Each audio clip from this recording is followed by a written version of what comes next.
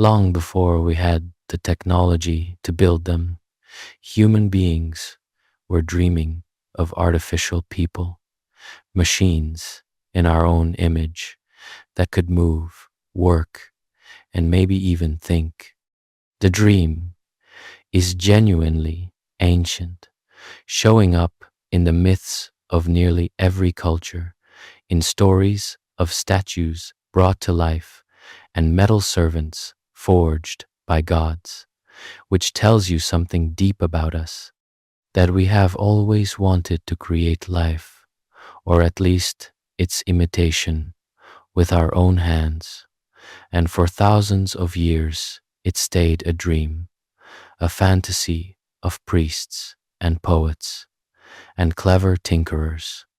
But over the last century, and especially the last few decades, that dream has been crashing, slowly and unevenly, into reality, and the story of how is far stranger and more humbling than the science fiction ever was, because the real history of robotics is, more than anything, the story of a gap, the enormous and surprising gap between how easy it is to imagine an artificial person and how brutally hard it turns out to be to actually build one. Here is the thread that will run through this whole story, and it is one of the most counterintuitive truths in all of technology. The things that are hard for us turn out to be easy for robots, and the things that are effortless for us turn out to be nearly impossible for them. A computer can beat the world champion at chess, do enormous calculations in an instant, and recall vast amounts of information flawlessly, all things we find difficult. But ask a robot to do what a toddler does without thinking, to walk across a cluttered room, recognize a face, pick up a soft fruit without crushing it, or understand a simple spoken request. And you are asking for some of the hardest problems in the entire field, problems that have humbled brilliant engineers for generations. This strange inversion even has a name, which we will come to, and it shapes everything. The robot uprising of the movies, with gleaming androids walking and talking and plotting among us, has been so slow to arrive, not because thinking is hard for machines, but because moving and seeing and grasping the messy physical world is hard, far harder than anyone first imagined. So let us start by being clear about what a robot actually is, because the word gets used loosely for everything from a factory arm to a chatbot to a washing machine. At its core, a robot is a machine that can do three things: sense, think, and act. It takes in information about the world through some kind of senses. It processes that information and decides what to do, and then it physically acts on the world to change it. Sense, think, act. That loop is what separates a true robot from a simple machine. A washing machine runs through a fixed cycle no matter what, blind to the world, so it is automation, but not really a robot. A machine that looks at what is in front of it, decides what to do, and then moves to do it, adjusting as the situation changes. That is a robot. The richer and more flexible that loop of sensing, thinking, and acting becomes, the more we tend to call something a robot rather than just a machine.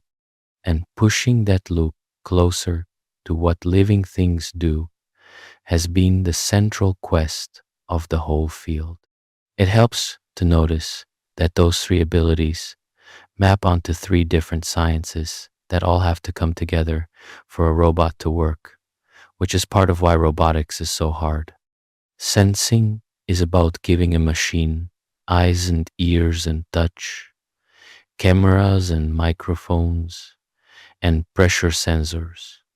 And then the much harder problem of making sense of all that raw data, of turning a flood of pixels into the understanding that there is a cup on the table.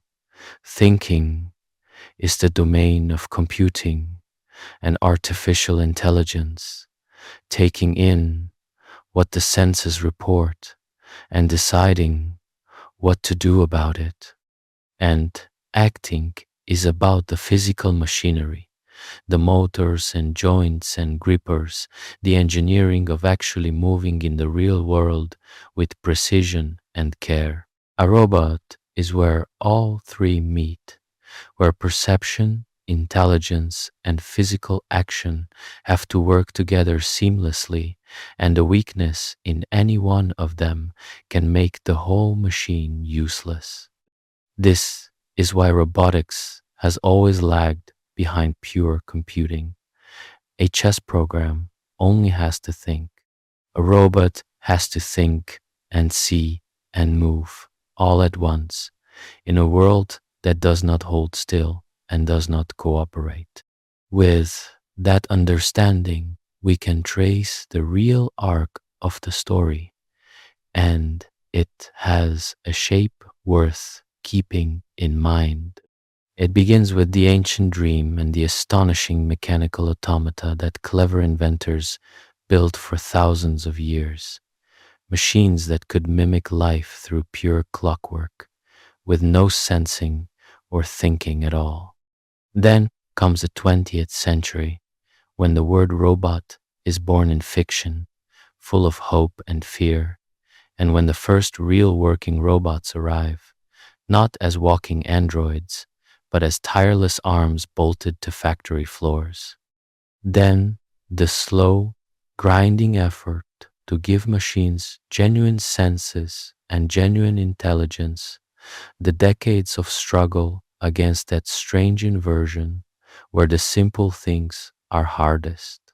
And finally, the present moment, where advances in artificial intelligence are suddenly giving robots capabilities that eluded the field for half a century, and where the old dream of a machine that can see, think, move, and even converse is starting in fits and starts to come true. To understand where we are and where we might be going, we have to go all the way back to the very first machines that moved as if they were alive, built by people who had no electricity, no computers, and no idea that they were taking the first steps towards something that would one day reshape the world.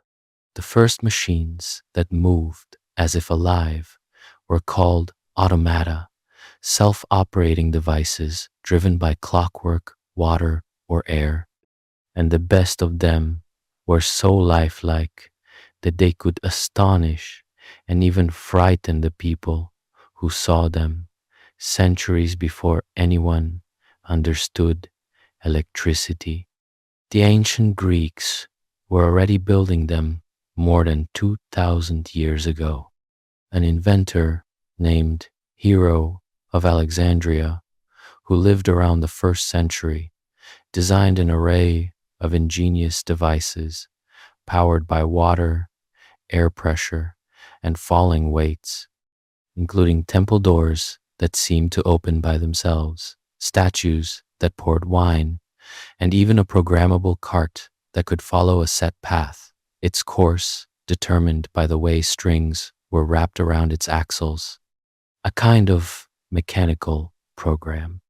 These were partly toys, partly religious theater meant to awe worshippers with apparent miracles. But they proved a profound point. that lifelike motion could be produced by pure mechanism, by gears and levers and the clever channeling of natural forces with no living thing inside. The true master of the automaton in the medieval world worked in the Islamic Golden Age, an engineer named Al-Jazari, who around the year 1206 wrote an extraordinary book describing dozens of ingenious mechanical devices he had designed and built. His creations were remarkable. He built a band of mechanical musicians, figures that could play drums and other instruments, possibly arranged so their rhythms could be changed, which some consider an early example of a programmable machine. He built elaborate water clocks adorned with moving figures, and the famous hand-washing automaton in the shape of a servant that would pour water and offer a towel. What makes Al-Jazari so important is not just the cleverness of any single device, but that he showed in careful detail how complex, repeatable, lifelike motion could be reliably built out of gears, cams, and the controlled flow of water. The cam in particular, a specially shaped rotating piece that pushes a lever in a precise pattern as it turns, is a way of storing a sequence of movements in the shape of a part, an idea that runs straight through to the automated machinery of the industrial age and beyond. He was, in a real sense, programming with metal shapes 800 years ago. Centuries later, during the European Renaissance, the dream attracted the greatest mind of the age. Leonardo da Vinci, around the end of the 1400s, designed a mechanical knight, a figure in armor that, through an internal system of pulleys, cables, and gears, was meant to be able to sit up, move its arms, turn its head, and open its jaw. As far as we know, Da Vinci never actually built his robot knight, but his detailed designs, rediscovered centuries later, were sound enough that modern engineers have constructed working models from them, and they function. It is a striking thing that the same restless genius who studied anatomy, painted masterpieces, and sketched flying machines also worked out the mechanics of a humanoid automaton, applying his deep understanding of how the human body moves to the problem of recreating that movement in metal and wood. Da Vinci understood that to build a thing that moves like a person, you first have to understand in detail how a person actually moves, a lesson that robotics engineers are still wrestling with today. It is worth pausing to appreciate what these early automata were and were not, because the distinction goes to the heart of what a robot is.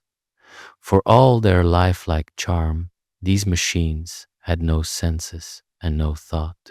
They could not perceive anything about the world around them, and they could not make a single decision. They simply ran through a fixed, predetermined sequence of motions, beautifully and reliably, the same way every time, driven by the unchanging logic of their gears and cams. A clockwork bird would sing its song whether or not anyone was listening, whether the room was empty or on fire. They were, in our terms, all act and no sense or think, the action loop with its first two-thirds missing entirely.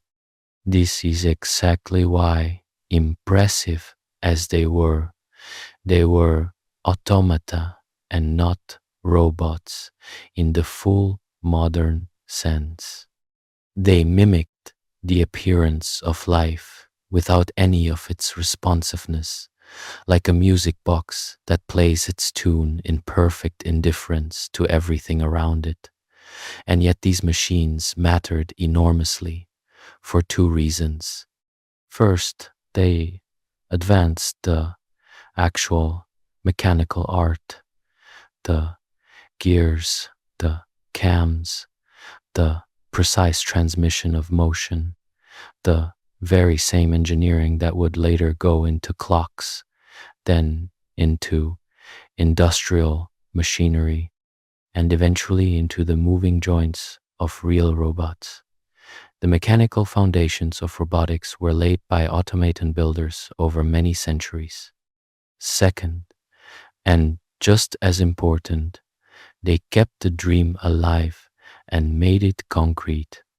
Every generation that saw a mechanical duck flap its wings or a clockwork figure write a sentence was confronted with the tangible possibility that machines could imitate life, that the line between the living and the made might be crossed. The automata were proof of concept for an idea that would otherwise have remained pure fantasy, and they inspired wonder, ambition, and not a little unease, all the way up to the 18th century, when automaton making reached a peak of sophistication so astonishing that some of those machines can still leave people slack-jawed today. The 18th century was the golden age of the automaton, when European craftsmen built mechanical figures of such breathtaking sophistication that they became famous across the continent, displayed to royalty and paying crowds alike. The most celebrated builder was a Frenchman named Jacques de Vaucanson, who in the late 1730s created several remarkable figures, including a life-size mechanical flute player that actually blew air through a real flute with moving lips and fingers to produce music. But his most famous creation, and the one that captured the public imagination, was a mechanical duck. This duck could crane and turn its neck, flap each of its wings with hundreds of moving parts, drink water, and, most astonishingly, appear to eat grain, swallow it, and then excrete it out the other end, which delighted and scandalized audiences in equal measure. The digesting duck was, admittedly, partly a clever fake, since the grain it appeared to digest was not really processed, with the output prepared in advance, but the mechanical artistry of the moving, eating, wing-flapping bird was genuine and extraordinary, a marvel of miniature engineering. Even more sophisticated were a set of automata built by a Swiss watchmaking family, the Jacquet Droz, in the 1770s, which survive and still function today, and which are genuinely uncanny to watch. The most famous is a small mechanical boy, beautifully made, who sits at a desk, dips a real quill pen into an inkwell, shakes off the excess ink, and then writes out a message on paper. He sighs, following his own hand as it moves, his head tilting. And here is the astonishing part. This writing boy is, in a real sense, programmable. The text he writes is determined by a set of cams, a stack of shaped wheels that can be changed to make him write different messages. It is a machine from the 1770s that you could reprogram by swapping mechanical parts to write whatever you wanted within its limits. A flesh and blood preview of the idea that would later define computing, the separation of a machine from the instructions it follows. People who saw it then and people who see it now often describe a chill, the sense of watching something that should not be able to do what it is doing. The line between mechanism and mind felt thin. There is one famous automaton from this era that deserves a special place because it was a magnificent lie that revealed a deep truth about how easily we are fooled. In the 1770s, a Hungarian inventor named Wolfgang von Kempelen unveiled a machine he called the Turk, a mechanical figure dressed in robes seated at a cabinet with a chessboard, which could, astonishingly, play a strong game of chess against human opponents and beat most of them. The Turk toured Europe and America for decades, defeating famous players and baffling everyone, a machine that seemed to think except it did not. The Turk was an elaborate hoax, a trick cabinet with a hidden compartment in which a skilled human chess player was concealed, operating the figure's arm through clever mechanics while watching the board through the underside. It was not artificial intelligence at all, but a person in a box, brilliantly disguised. The Turk fooled the world for a long time, and its real lesson is one robotics keeps relearning, that people are powerfully inclined to believe a machine is intelligent if it behaves intelligently, even when something far simpler or far more human is actually going on behind the curtain, a caution that echoes loudly in our own age of seemingly intelligent machines. Taken together, the great automata of the 18th century represent the absolute peak of what could be achieved with pure mechanism, with gears and cams and springs, and no electricity, no sensors, and no computation. They could imitate the outward behavior of living things with stunning fidelity, a duck that ate, a boy that wrote, a flute player that breathed. And yet they slammed into the same hard wall as all their predecessors because they still could not sense or think. The writing boy would write his message into thin air if you took away his paper, would dip his pen and write whether or not the inkwell was there, blind and mindless behind his lifelike movements. These machines had taken the act part of sense, think, act about as far as mechanism alone could possibly go, and in doing so, they revealed by what they lacked exactly what was missing. To go further, to build a machine that could respond to the world rather than just perform for it, you needed something the clockmakers did not have, a way for a machine to take in information and act on it, to adjust its behavior based on what was happening around it. That missing ingredient would not arrive until the 20th century, and it would come from two completely different directions at once, which is why the next phase of the story splits in two. On one side, the idea of the robot would explode into culture and imagination, getting its very name and its hopes and fears from a work of fiction, shaping how we think about artificial beings to this day.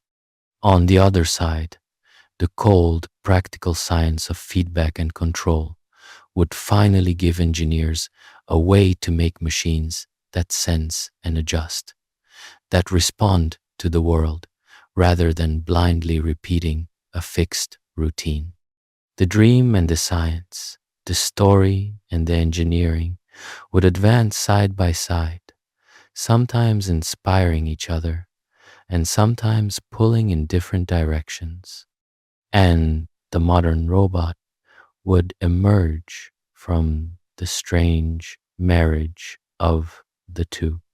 So before we get to the first real working robots, we need to understand both halves of that 20th century awakening, starting with the moment a Czech playwright gave the world a new word that would forever shape how we imagine our mechanical creations. The word robot did not come from a scientist or an engineer. It came from a play, and it came loaded with fear from the very first moment, which has shaped how we think about robots ever since. In the year 1920, a Czech writer named Karel Čapek published a play called RUR, which stood for Rossum's Universal Robots, and it gave the world the word we have used ever since. Čapek needed a name for the artificial workers in his story, and according to the account, it was his brother Josef who suggested the word robot, drawn from a Czech word robota, meaning forced labor or drudgery, the hard, unfree work of a serf. So, the very word robot means, at its root, a slave, a thing built to do the labor we do not want to do. That meaning is baked into the name, and it has never quite left. The idea of robots as artificial workers created to serve. But here is the part that has echoed down the last century, because Čapek's play was not a hopeful story about helpful machines. In RUR, the robots are mass produced to do humanity's work, and at first all seems well, but the robots eventually rise up, rebel against their creators, and wipe out the human race. The very first widely seen story about robots, the one that gave them their name, was a story about robots destroying humanity. The fear of the robot uprising, of our own creations turning on us, was there from the absolute beginning, built into the concept at birth. Every gleaming, menacing android in every film since, every story of machines deciding they no longer need their makers, is in a sense descended from Čapek's play. We named these machines, and in the same breath, we told a story about them killing us, and that anxious dream has colored public feeling about robots and artificial intelligence ever since. Often far out of proportion to anything the actual technology could do.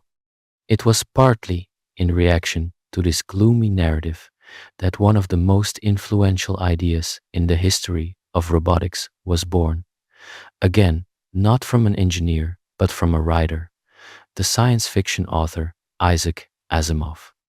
Asimov was tired of stories in which robots were either menacing monsters or tragic creations doomed to turn on their makers, the same Frankenstein theme over and over. He wanted to imagine robots as what they really would be: engineered products, machines built with safety in mind, tools rather than threats.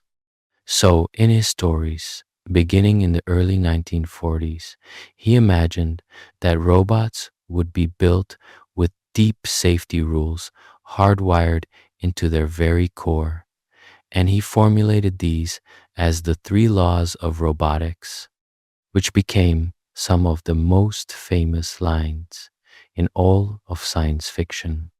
Asimov also, in the course of this, coined the very word robotics, the term for the science and study of robots, which did not exist before he wrote it down.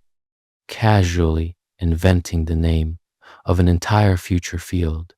Asimov's three laws are worth stating because they have shaped how the public thinks about robot safety for generations. The first law is that a robot may not harm a human being or, through inaction, allow a human to come to harm. The second is that a robot must obey the orders given to it by humans, except where that would conflict with the first law. And the third is that a robot must protect its own existence, as long as doing so does not conflict with the first two laws. The ordering is the clever part, a clear hierarchy in which human safety always comes before obedience, and obedience always comes before the robot's self-preservation. Much of Asimov's fiction explored the subtle ways these seemingly airtight laws could produce unexpected conflicts and dilemmas, which is exactly what made the stories interesting. The laws gave a hopeful, orderly vision of robots as safe servants, a deliberate answer to Chapek's nightmare of robots as rebellious destroyers. It is important to understand that Asimov's three laws, for all their fame and elegance, are a literary device, not an engineering blueprint, and real robotics cannot simply implement them. They are written in human language, full of concepts like harm and human and order that are extraordinarily difficult to define precisely enough for a machine, and that a real robot has no built-in way to understand. You cannot just type the three laws into a robot and have it behave morally, because the robot has no grasp of what harm means or of all the countless situations in which action or inaction might cause it. The deep problem of how to make autonomous machines behave safely and ethically in the real world is one of the genuinely hard open challenges of modern robotics and artificial intelligence. And it is far messier and harder than Asimov's clean rules suggest. Still, his laws did something valuable. They put the question of robot safety and ethics at the center of how we think about these machines. Decades before we had any robots sophisticated enough for the question to be urgent. And we are now, finally, at the point where it genuinely is.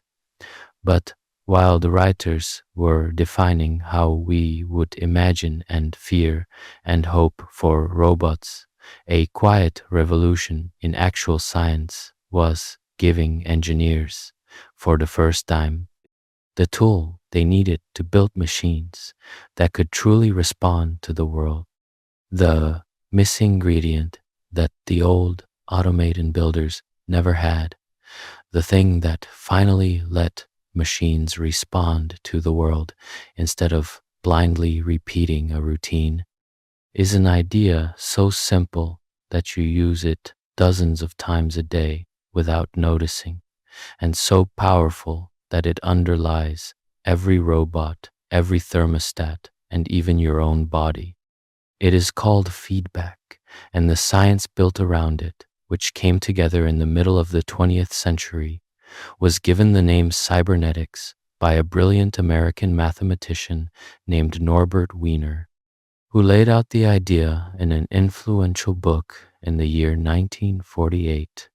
Cybernetics is the study of control and communication in machines and living things, and its central insight is about how a system can regulate itself, can steer toward a goal, by constantly checking its own results and adjusting. Here is what feedback means. In the plainest terms, imagine you are pouring water into a glass with your eyes closed.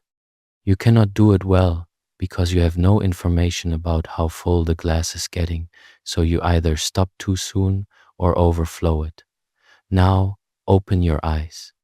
Suddenly you can watch the water rising and adjust your pouring, slowing down as it approaches the top and stopping at just the right moment. That is feedback, using information about the result of your action to adjust the action itself in a continuous loop. Your eyes sense the water level, your brain compares it to your goal, and your hand adjusts over and over, many times a second. This loop sends the result, compare it to the goal, correct the action, repeat, is the heart of all controlled behavior, and it is exactly what the old automata lacked. They poured with their eyes shut forever. The classic mechanical example of feedback is the humble thermostat, and it captures the whole idea. A thermostat senses the temperature of a room, compares it to the setting you have chosen, and if the room is too cold, it turns on the heat, and if it is warm enough, it turns the heat off. By constantly sensing and correcting, it holds the room near your chosen temperature without any further help from you, automatically reacting to changes. An open window, a cold night, a crowd of people warming the room. It is a simple machine, but it does something the grandest clockwork duck never could. It responds to the world and adjusts its behavior to achieve a goal. An even older example is the governor on a steam engine, a device that automatically senses if the engine is running too fast and eases back the steam, keeping the speed steady.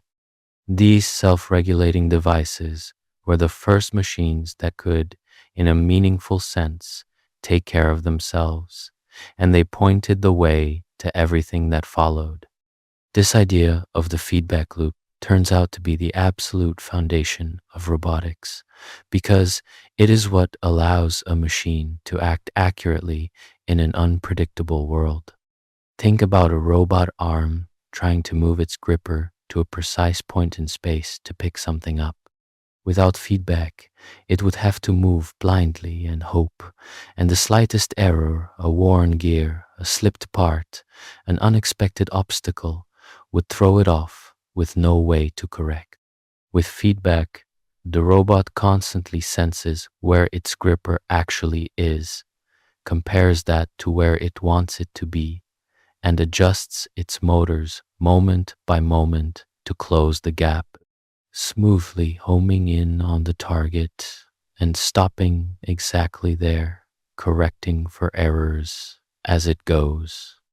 Every precise motion a robot makes, every smooth reach and careful grip is really a feedback loop running fast, sensing, comparing, correcting, many times a second. The same principle keeps a flying drone stable in a gust of wind, keeps a self-balancing robot upright, and guides a rover around a rock. Feedback is the thread that ties sensing to acting, the mechanism that lets a machine pursue a goal in a world that keeps changing. Cybernetics did something else profound, which was to suggest that the same mathematics of feedback and control applies equally to machines and to living creatures. That a person catching a ball and a missile tracking a target are, at some deep level, solving the same kind of problem with the same kind of loops. This was a powerful and unifying idea, and it influenced not just engineering, but biology, psychology, and the study of the brain, hinting that the difference between the living and the mechanical might be smaller than it seemed, that life itself might be understood, in part, as a collection of exquisitely tuned feedback systems. For robotics, the practical upshot was enormous, because it gave engineers a rigorous, mathematical way to design machines that could sense and respond and pursue goals reliably, transforming the dream of a responsive machine, from fantasy into solvable engineering. Now they had the act and the beginnings of the think, a way to make machines that adjusted to the world. What remained was to put it all together into an actual working robot that could do something useful. And when that finally happened, it did not look anything like the androids of the movies. It looked like a single, tireless metal arm, and it changed the world by going to work in a factory. The first true industrial robot, and arguably the first real robot in the modern sense to do useful work, was born from the vision of an American inventor named George Devol, who in the 1950s patented a machine he described as a device for programmed article transfer, a mechanical arm that could be taught to perform a sequence of movements and then repeat them tirelessly. Devil's idea found its champion in an engineer and entrepreneur named Joseph Engelberger, who is often called the father of robotics and who, the story goes, had been inspired by Asimov's robot stories as a young man and was determined to turn the fiction into a business. Together, they founded a company and built a machine they called the Unimate. And in the year 1961, they installed the first one in a General Motors factory, where it went to work doing a job that was dangerous and unpleasant for humans, handling and welding hot metal parts in the die casting process, lifting glowing pieces and dunking them in cooling liquid, work that exposed human workers to fumes, heat, and the risk of losing a limb. The Unimate did not look remotely like a person. It was a heavy hydraulic arm, a single jointed limb bolted to the floor, with no head, no face, no legs, just an arm that could swivel, reach, and grip. Following a program stored on a magnetic drum that recorded the sequence of motions it should make.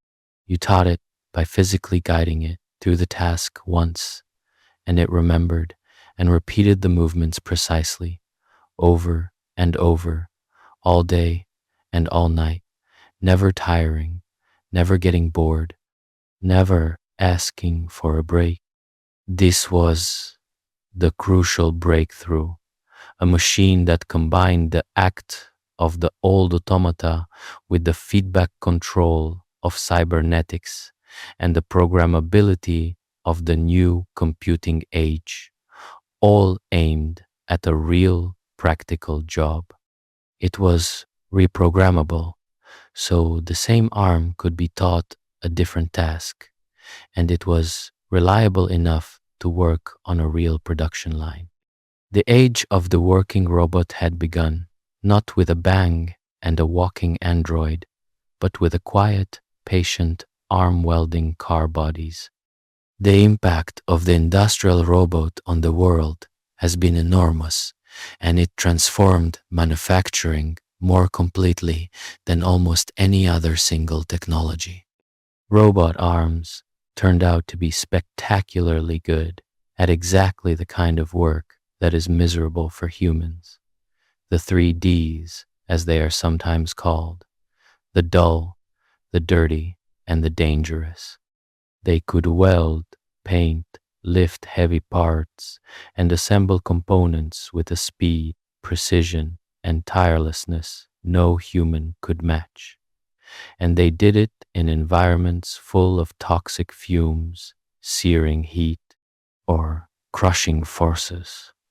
The automobile industry embraced them especially, and over the following decades, car factories filled with rows of robot arms, swinging and welding and painting in precise choreography, dramatically increasing production and consistency. other nations, especially Japan, adopted industrial robots with particular enthusiasm, and robotics became central to modern manufacturing worldwide. Today, millions of industrial robots work in factories around the globe, and a vast amount of what you own, your car, your phone, your appliances, was built in part by robotic arms. But it is important to understand both what these industrial robots could do and what they truly could not, because their limitations reveal exactly how far robotics still had to go. An industrial robot arm is a marvel of precision and reliability, but in its classic form, it is essentially blind and mindless about the world around it. It does not see what it is doing. It does not understand its task, and it cannot adapt to anything unexpected. It performs its programmed motions exactly, which is wonderful as long as everything is in precisely the right place. But if a part is slightly misaligned or a person wanders into its path, the classic industrial robot will carry on with its powerful motions regardless, which is why these robots were traditionally kept inside cages, fenced off from human workers, because a machine swinging a heavy arm with no awareness of its surroundings is genuinely dangerous to be near. They thrived not by being smart, but by working in a carefully controlled, structured environment where everything was guaranteed to be exactly where it was supposed to be every time. This reveals the deep truth about why robots succeeded in factories long before they could succeed anywhere else. A factory floor can be made into a structured, predictable world with parts arriving in exactly the right position and orientation, with everything bolted down and controlled. And in that artificial, orderly environment, a blind, precise, repetitive machine excels. The real world outside the factory, by contrast, is messy, unpredictable, and constantly changing, full of clutter and surprises, and soft, irregular objects, and people moving unpredictably. And in that world, the classic industrial robot is helpless. This is the wall that robotics spent the rest of the 20th century and is still today struggling to climb. It is relatively easy to build a robot that works in a perfectly controlled environment. It is staggeringly hard to build one that can cope with the ordinary chaos of the real world, the world a small child navigates with ease. To get robots out of their cages and into our homes, our streets, and our messy lives, engineers needed to crack the two hardest problems of all, giving machines the ability to truly perceive the world around them and the intelligence to make sense of what they perceived. And that struggle would reveal one of the most surprising and humbling lessons in the entire history of technology. Before we follow the long struggle to give robots senses and intelligence, it helps to understand what a robot is actually made of, the basic body parts that every robot shares, because they map directly onto our sense, think, act loop. To act, a robot needs muscles, and in robotics, these are called actuators, the components that produce movement. Most robots use electric motors at their joints, which spin and, through gears, turn and bend the robot's limbs.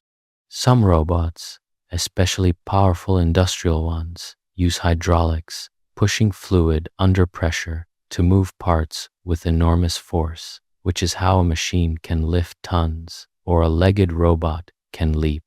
Others use pneumatics, compressed air, which is lighter and springier. Each kind of actuator is a trade-off between strength, speed, precision, weight, and smoothness, and choosing and controlling them well is a deep engineering art.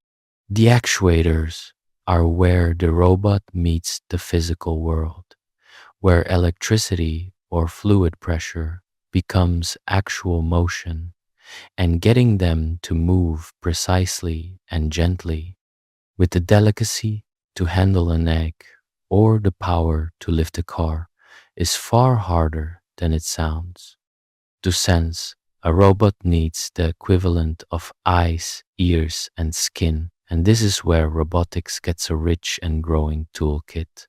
For vision, robots use cameras, sometimes ordinary ones, and sometimes special depth sensing systems, and increasingly, a technology that sweeps the surroundings with laser beams to build a precise three-dimensional map of everything nearby, the same kind of sensing that helps self-driving cars see the world.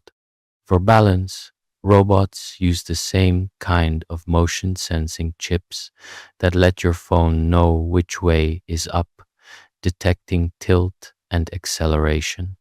For touch, robots can have pressure and force sensors that tell them how hard they are gripping or pushing, which is essential for handling delicate objects without crushing them. And crucially, every joint usually has a sensor that reports its exact position and angle, so the robot always knows the precise pose of its own body, which is what makes those feedback loops possible. A robot, in a sense, is studded with sensors, but as we will see, having the raw sensor data is the easy part, and making sense of it is the hard part. To think, a robot needs a brain, which is a computer, or often several, running the software that ties everything together.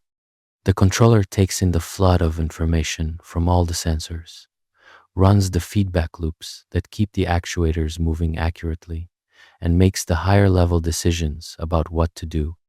In simple robots, this might be a basic program following fixed rules. In advanced modern robots, it increasingly includes sophisticated artificial intelligence, the same kind of machine learning transforming the rest of technology, used to interpret what the cameras see and to decide how to act. The brain is where sensing and acting are joined, where the robot's perception of the world is turned into commands for its muscles. And the quality of that brain, especially its ability to perceive and to plan, is what separates a clumsy machine from a capable one. There is one more concept worth knowing, because it captures why controlling a robot body is so mathematically demanding, and it is called degrees of freedom.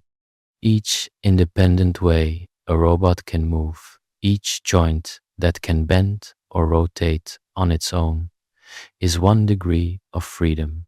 Your own arm, from shoulder to wrist, has about 7 degrees of freedom, which is why you can reach a given point in space in many different ways, with your elbow high or low. More degrees of freedom mean more flexibility and dexterity, but they also mean vastly more complexity to control, because the robot's brain has to figure out exactly how to set every joint to get the hand where it needs to go. This is a genuinely hard mathematical problem, often called the kinematics problem, and the trickier half of it, working backward from where you want the hand to be to figure out all the joint angles that would put it there, can have many possible solutions or none, and gets exponentially harder as you add joints. Every time a robot arm smoothly reaches for something, it is solving a difficult geometry problem in real time, over and over. And underlying all of this is a humble but stubborn problem that limits everything, which is power. A robot's muscles and brain and sensors all need energy, and for any robot that has to move around freely rather than being plugged into the wall, that energy has to come from batteries it carries with it. Powerful actuators, especially the kind needed to make a robot walk or run or lift heavy loads, are extremely hungry for energy, and batteries are heavy and store far less energy than the muscles and fat of a living animal. This is a major reason why advanced mobile robots, especially walking ones, have often been able to operate only for short periods before needing to recharge, and why animals, which run on the incredibly energy dense fuel of food, still vastly outperform machines in endurance. The unglamorous problem of carrying enough energy is one of the quiet constraints that has shaped what robots can and cannot do. Put all of these pieces together: the actuators, the sensors, the controller, the many degrees of freedom, the hungry batteries, and you have the body of a robot. But a body is not enough. To do anything useful in the real world, that body needs to be able to perceive its surroundings and decide what to do. And that turned out to be the hardest problem of all, far harder than anyone building those first hopeful machines ever imagined. Once engineers had robot bodies that could move and sense, they ran headlong into the problem that would define and frustrate robotics for the next half century: the problem of thinking, and especially of perceiving, of making sense of the world.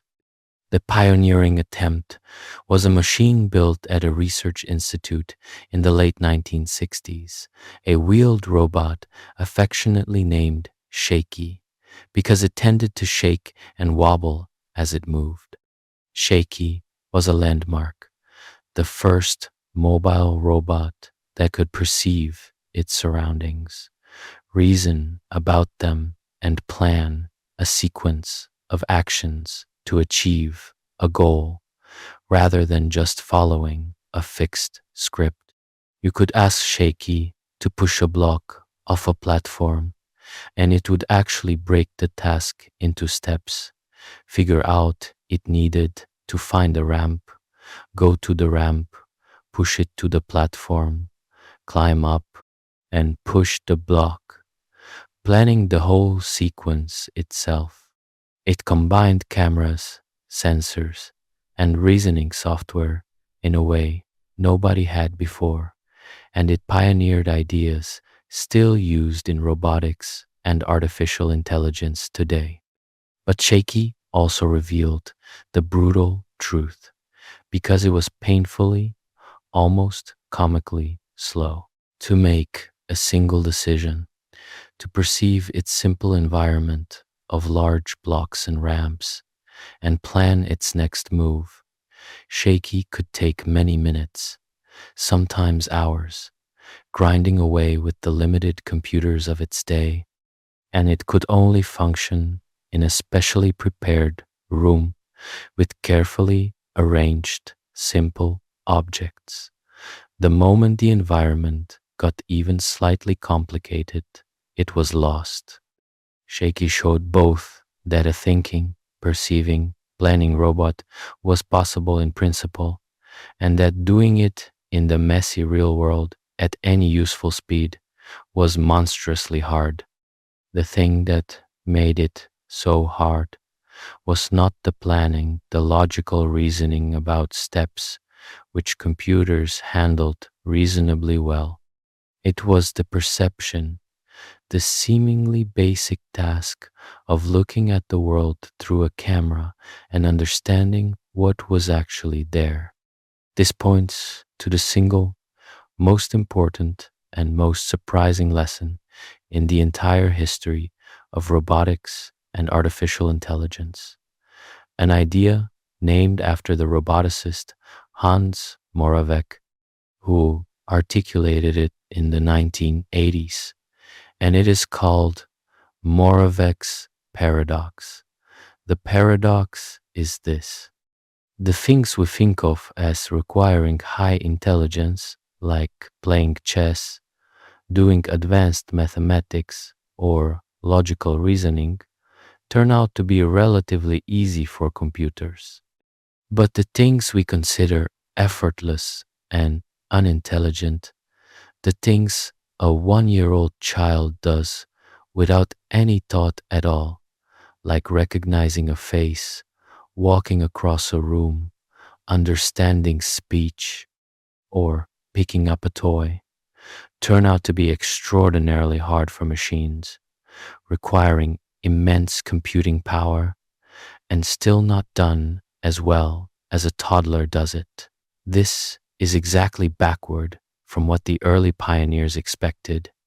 They assumed that once a machine could do the hard, brainy stuff like chess, the easy stuff like seeing and walking would follow naturally.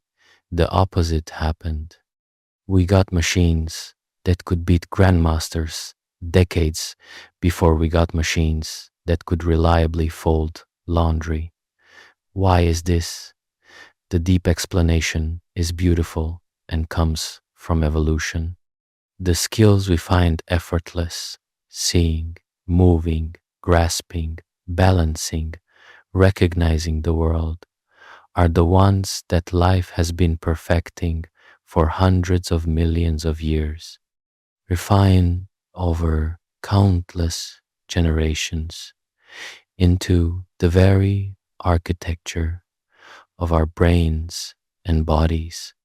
An enormous fraction of your brain is devoted to vision and movement, running constantly, invisibly, with such practiced ease that it feels like nothing at all, which is exactly why it feels easy, because evolution has hidden all the staggering complexity from your awareness. Abstract reasoning, by contrast, things like arithmetic and chess and formal logic, is evolutionarily brand new, something humans have only done for a few thousand years. And we are actually rather bad and slow at it, which is precisely why it feels hard and why it was easy to put into a machine. The effortless feeling of seeing and moving is an illusion created by a billion years of optimization. When engineers try to recreate those abilities in machines, they discovered the vast hidden mountain of computation underneath the mountain evolution had already climbed for us and then concealed. Moravec's paradox explains the whole shape of robotics history, why robots conquered the structured factory long before the messy home, why they could calculate flawlessly while stumbling over a doorstep, why the robot butler of science fiction stayed fiction for so long. Perception turned out to be the great wall. Getting a machine to look at a cluttered scene and reliably understand it, to tell a cup from a shadow, a person from a coat rack, a clear path from a dead end, a ripe tomato from a red ball, proved to be one of the hardest problems anyone had ever attempted. And for decades, progress was painfully slow, with robots remaining largely blind and clumsy outside of carefully controlled settings. The breakthroughs in perception would not come until very recently, and when they did, they came not from robotics itself, but from the revolution in artificial intelligence that we traced in the story of computers, the rise of deep learning, which finally gave machines something approaching the ability to see.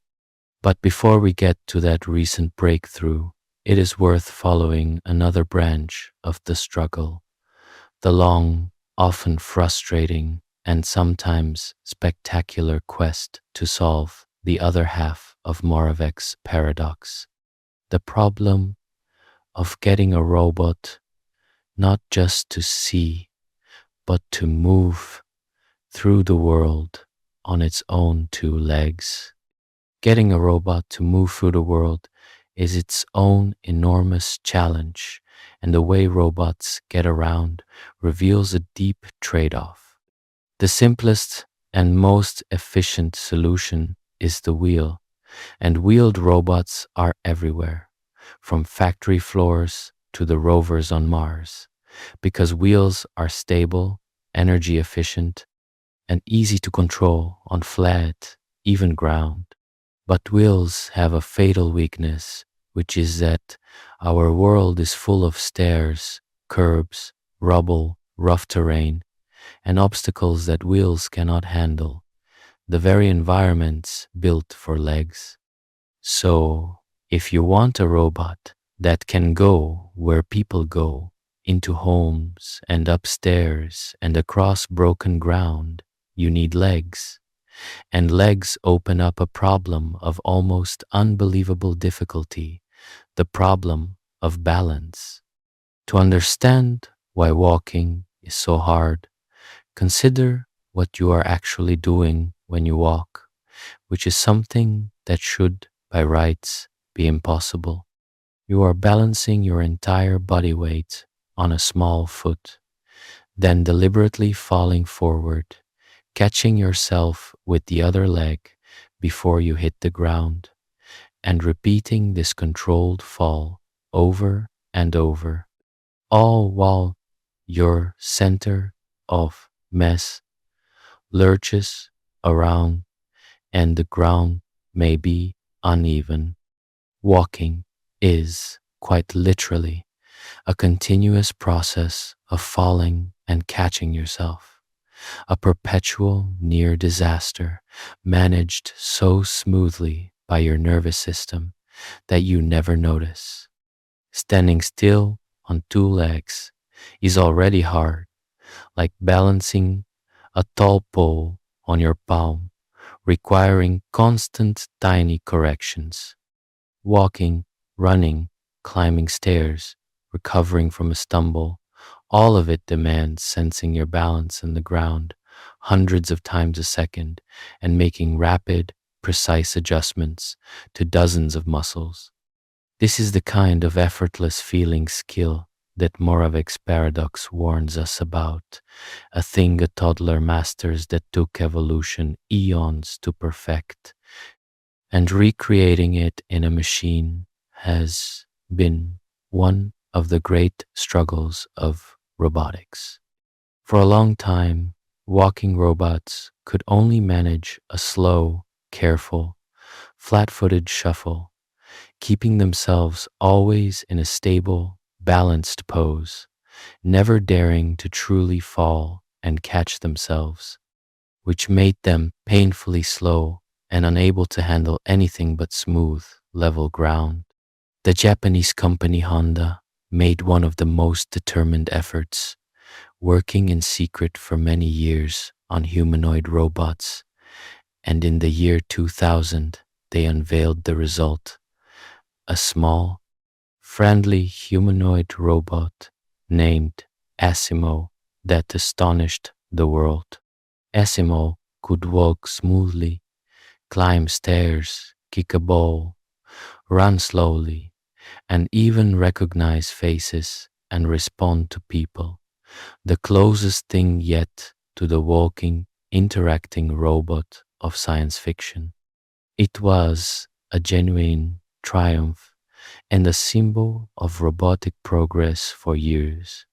But Asimo, for all its grace, was still largely performing carefully programmed and rehearsed movements in controlled conditions, and it was famously fragile, able to be toppled by an unexpected shove or an unfamiliar surface, because it did not yet have the deep reactive balance that lets a living thing stay upright when the world surprises it.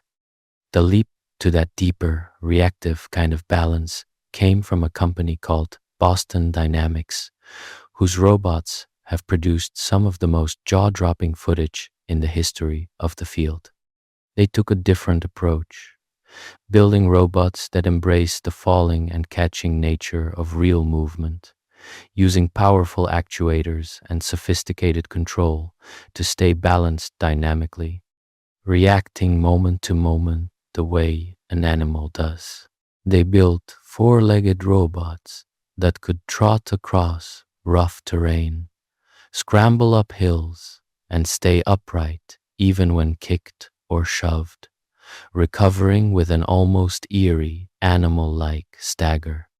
And they built a humanoid robot named Atlas that stunned the world by doing things no machine had ever done, running over uneven ground, leaping between platforms, doing backflips and handsprings and full gymnastic routines, picking itself up after a fall. Watching these robots move is uncanny because for the first time they move not like stiff machines, but with the fluid, reactive, balanced quality of living things, catching themselves when they stumble, adjusting to the unexpected. They had finally begun to crack the problem of dynamic balance, of moving through the real world the way animals do. It is worth being honest about what these spectacular demonstrations do and do not mean, because robotics is a field where impressive videos can outrun reality. A robot doing a backflip is a genuine and remarkable engineering achievement, proof of extraordinary advances in actuators, control, and balance.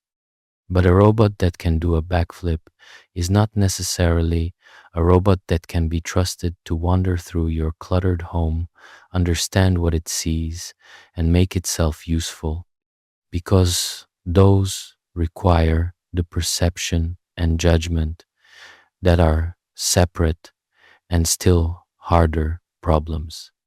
The athletic robots conquered one half of Moravec's paradox, the movement and balance, through brilliant control engineering, while the other half, the seeing and understanding and deciding what to do, lagged behind. For decades, robotics advanced on these two fronts, somewhat separately, with the body growing more and more capable, while the mind, the perception and intelligence remained the stubborn bottleneck. A robot might be able to run and jump beautifully, while still being nearly blind to what anything around it actually was. The dream of a robot that could both move like an animal and understand the world like a person required both halves to come together, and that convergence is only happening now in our own time, driven by the same revolution in artificial intelligence that is reshaping everything. But before we reach that recent turning point, it is worth seeing where robots have already succeeded by going to the places too dangerous, too distant, or too deadly for human beings. While the dream of a humanoid robot walking among us stayed frustratingly out of reach, robots achieved something remarkable in places no human could ever go, becoming our eyes, hands, and explorers in environments that would kill a person in seconds. The grandest example is the exploration of space, where, as we saw in the story of rockets, Almost all of our actual exploration of other worlds has been done by robots, not astronauts. On Mars, a series of robotic rovers has been trundling across the surface of another planet for decades. True robots that sense their surroundings, make decisions, and act. The early ones were small and simple, but later rovers grew into car-sized mobile laboratories equipped with cameras, drills, and instruments, capable of driving themselves carefully across alien terrain. And here is the crucial point about why they have to be genuinely autonomous, why they are real robots and not just remote-controlled cars. Mars is so far away that radio commands take many minutes to arrive, so a human driver on Earth cannot steer in real time, because by the time you saw a hazard and sent the command to stop, the rover would long since have driven into it. So the rovers have to perceive obstacles, plan safe paths, and navigate the Martian landscape largely on their own, making their own moment-to-moment driving decisions. A robot exploring another planet by itself, with humans only able to send general goals and wait closer to home. Robots have been essential to everything we do in orbit.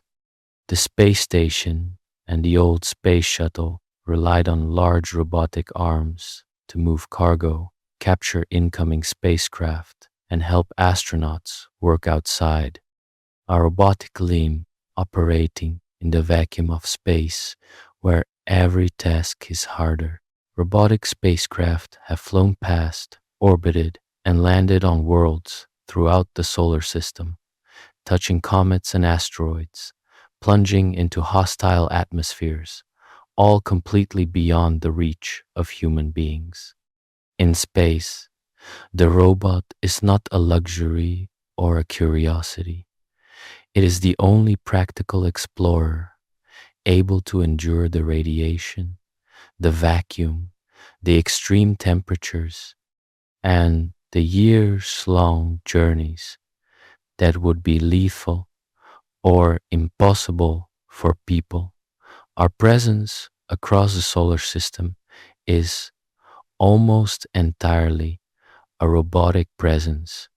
The same logic applies to the deep ocean, which is in some ways as alien and hostile as space, with crushing pressures, total darkness, and freezing cold.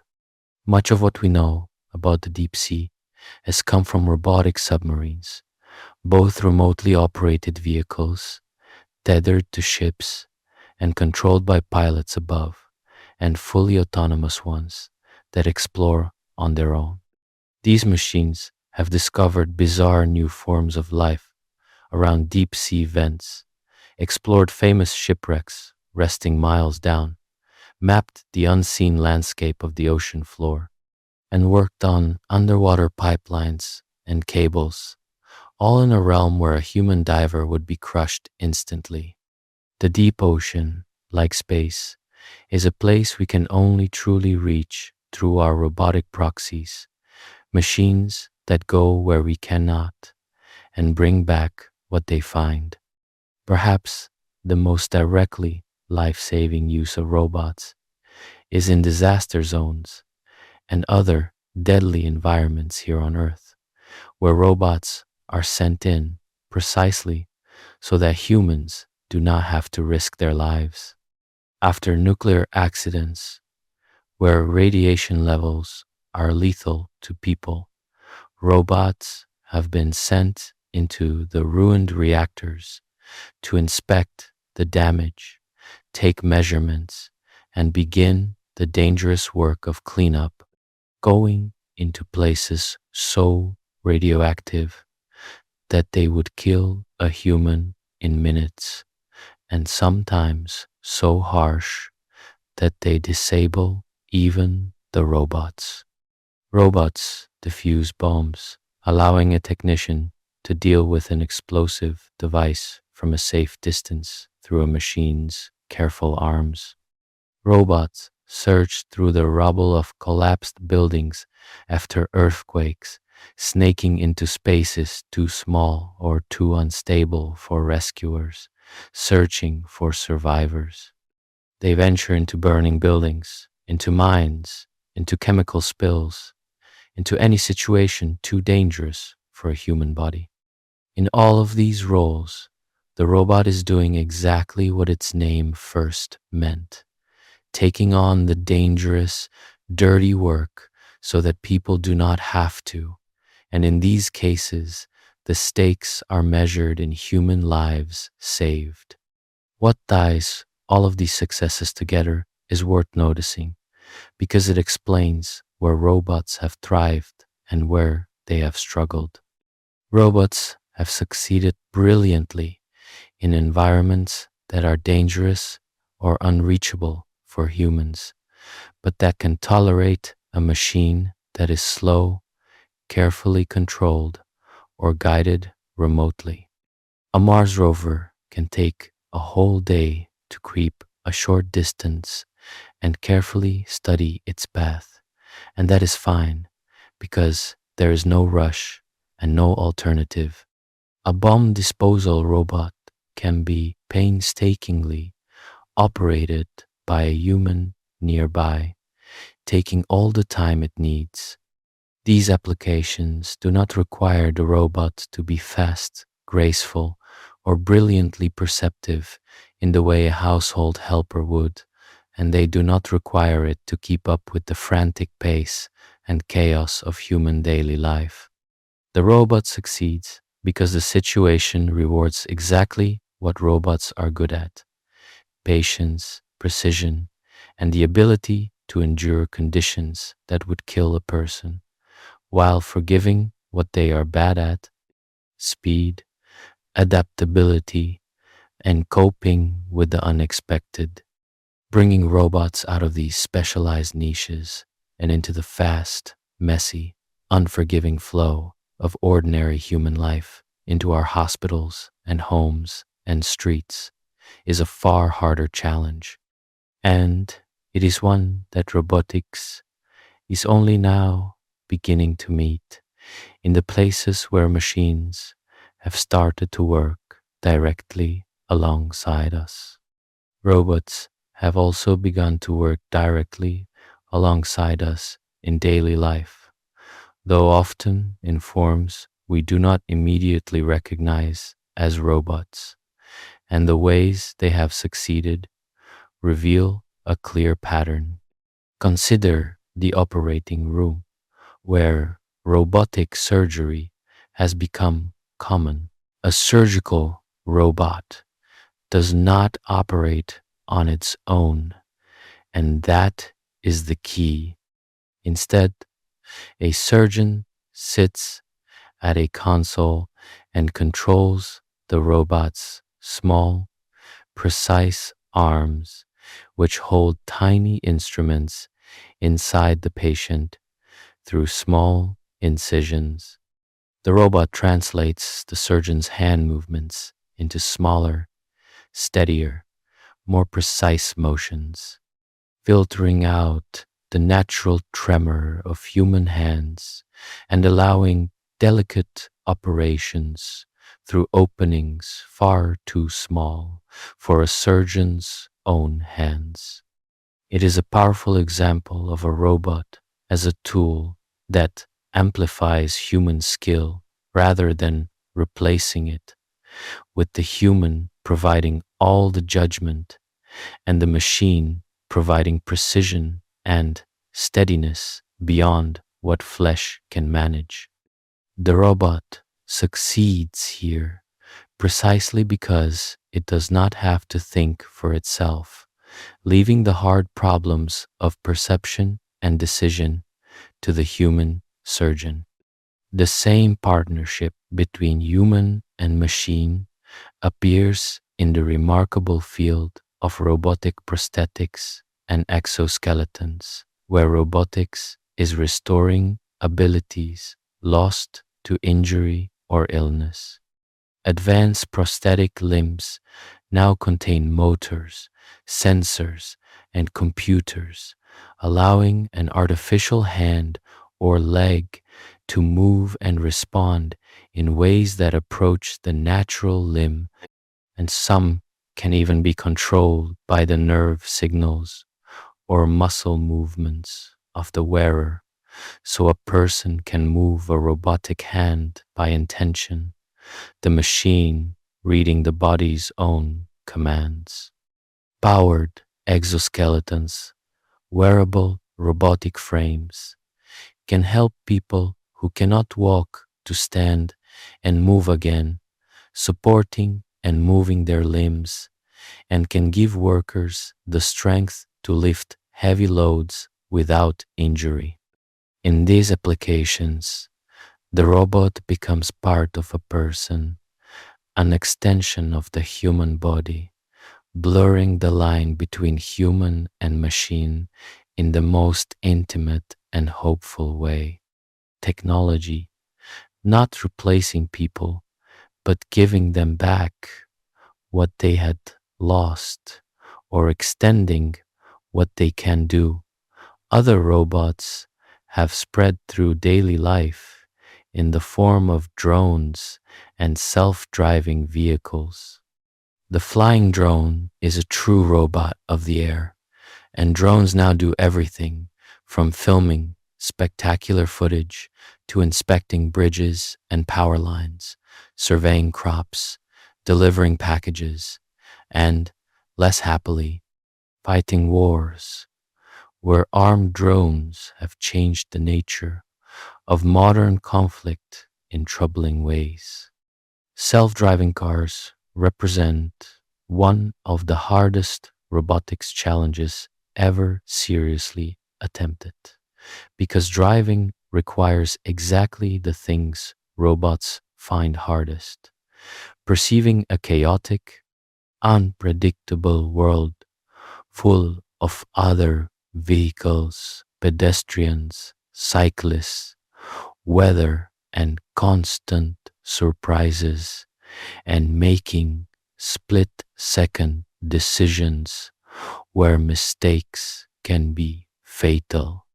Enormous progress has been made, and autonomous vehicles now operate in some places, but the challenge has proven far harder and slower than optimists predicted, precisely because of the endless stream of rare, weird situations the real world throws up, the so-called long tail of unusual events that a human driver handles with common sense, but that can baffle a machine.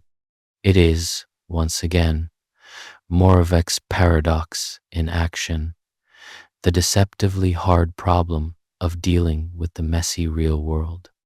And then there is the most successful home robot of all, the one that actually made it into millions of houses, the robotic vacuum cleaner, and its success teaches a lesson worth dwelling on.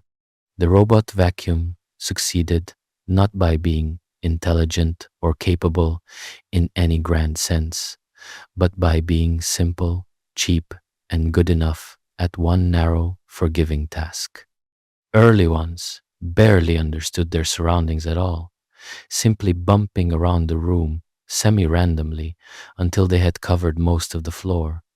And even modern ones do one humble job in a controlled indoor environment. They succeeded by lowering their ambitions to match what robots can actually do reliably. A single, simple, low-stakes task where the occasional mistake does not matter much.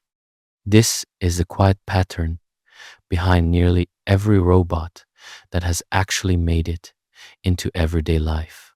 They succeed by being tools under human control, like the surgical robot, or by tackling a single narrow task in a forgiving setting, like the vacuum, rather than by being the do-everything humanoid helper of fiction. The grand dream, of course, has always been that last thing, the general purpose robot, a machine that could do many different tasks in the unstructured chaos of a normal home or workplace, that could tidy up, cook, fetch things, help an elderly person, handle whatever came up, the robot butler we have imagined for a century. And that dream has remained stubbornly out of reach for exactly the reasons we have explored, because a general helper has to perceive and understand an endlessly varied environment, manipulate all kinds of unfamiliar objects, and cope with constant surprises, the very hardest problems in robotics all at once. For decades, the general purpose robot was always 20 years away, perpetually just over the horizon, as one wave of optimism after another crashed against the hard reality of perception and dexterity. But something has changed very recently, something that has many people in the field genuinely believing that the long delayed dream may finally be approaching. And it comes not from robotics alone, but from the explosive progress in artificial intelligence that has transformed everything else.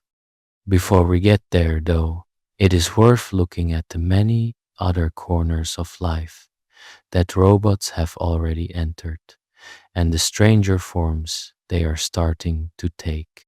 Long before any humanoid helper arrives, robots have already spread far beyond the car factory into a huge range of industries, usually without much fanfare, automating the physical work of the modern economy. Walk into one of the giant warehouses that fulfill online orders, and you will often find it humming with robots, though not the kind that look like people. In some of these warehouses, fleets of squat, wheeled robots scurry across the floor, sliding underneath tall shelves of goods, lifting them and ferrying them to human workers who pick the items so that instead of people walking miles a day to find products, the shelves themselves come to the worker, carried by a swarm of coordinated machines. Other robots sort packages, load trucks, and move pallets.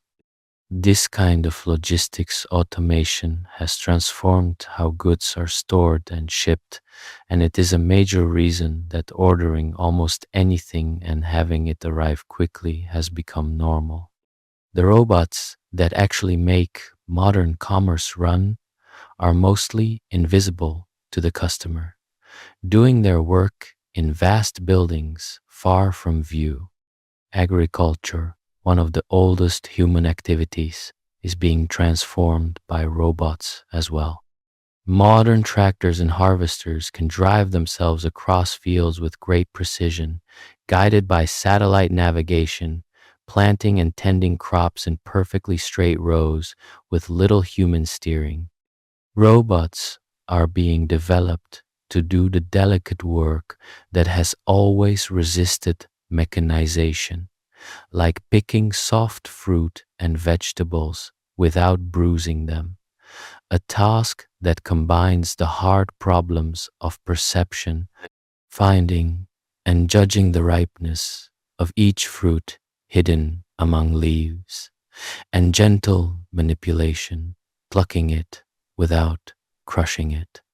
On dairy farms, robotic systems milk cows automatically, the cows wandering in on their own schedule to be milked by a machine. Drones survey fields from above, spotting problems with crops and spraying precisely where needed. The ancient, backbreaking labor of farming, which once occupied most of humanity, is increasingly being handed, piece by piece, to machines. Even construction, a field long resistant to automation because every building site is different and chaotic, is beginning to see robots. There are machines that can lay bricks far faster than human masons, robotic systems that can assemble structures, and giant printers that can build the walls of a house by squeezing out layer upon layer of concrete, in effect, printing a building. Demolition robots tear down dangerous structures so people do not have to. Mining robots work deep underground in conditions hazardous to humans. Across industry after industry, the pattern is the same. Robots taking on the parts of the work that are dangerous, repetitive, or require superhuman precision and tirelessness, often working alongside humans rather than fully replacing them. That last point reflects an important shift in how industrial robots are designed. The old industrial robots, you will recall, had to be kept in cages, fenced off from people, because they were powerful and blind and would carry on their motions regardless of who was in the way. A newer generation of robots, sometimes called collaborative robots, is designed specifically to work safely right alongside human beings, sharing the same space without barriers. These machines are built to sense when they bump into something and stop gently, to move more carefully, and to be easy for ordinary workers to teach and adjust. Instead of replacing the human worker behind a fence, they are meant to assist the worker at the same bench, handling the heavy or repetitive parts of a task, while the person provides the judgment and dexterity. This blending of human and machine labor working side by side is increasingly the reality of the modern workplace, a quieter and more cooperative vision than the cages of the past. What is striking about all of this is how thoroughly robots have already woven themselves into the machinery of modern life, while remaining mostly out of sight and rarely matching the dramatic image of the robot in our imagination. The robots that run the world are arms and wheeled platforms and self-driving tractors and warehouse swarms, not walking androids, and they have spread not by being intelligent companions, but by being reliable specialists, each one good at a particular slice of physical work. They are the hidden infrastructure of the physical economy, just as the satellites we met earlier are the hidden infrastructure of communication. But there is another whole category of robot that aims at something completely different. Machines built not to do our work at all, but to keep us company, to interact with us, to be, in some sense, our companions rather than our laborers. And they reveal a surprising amount about human beings. Not every robot is built to work.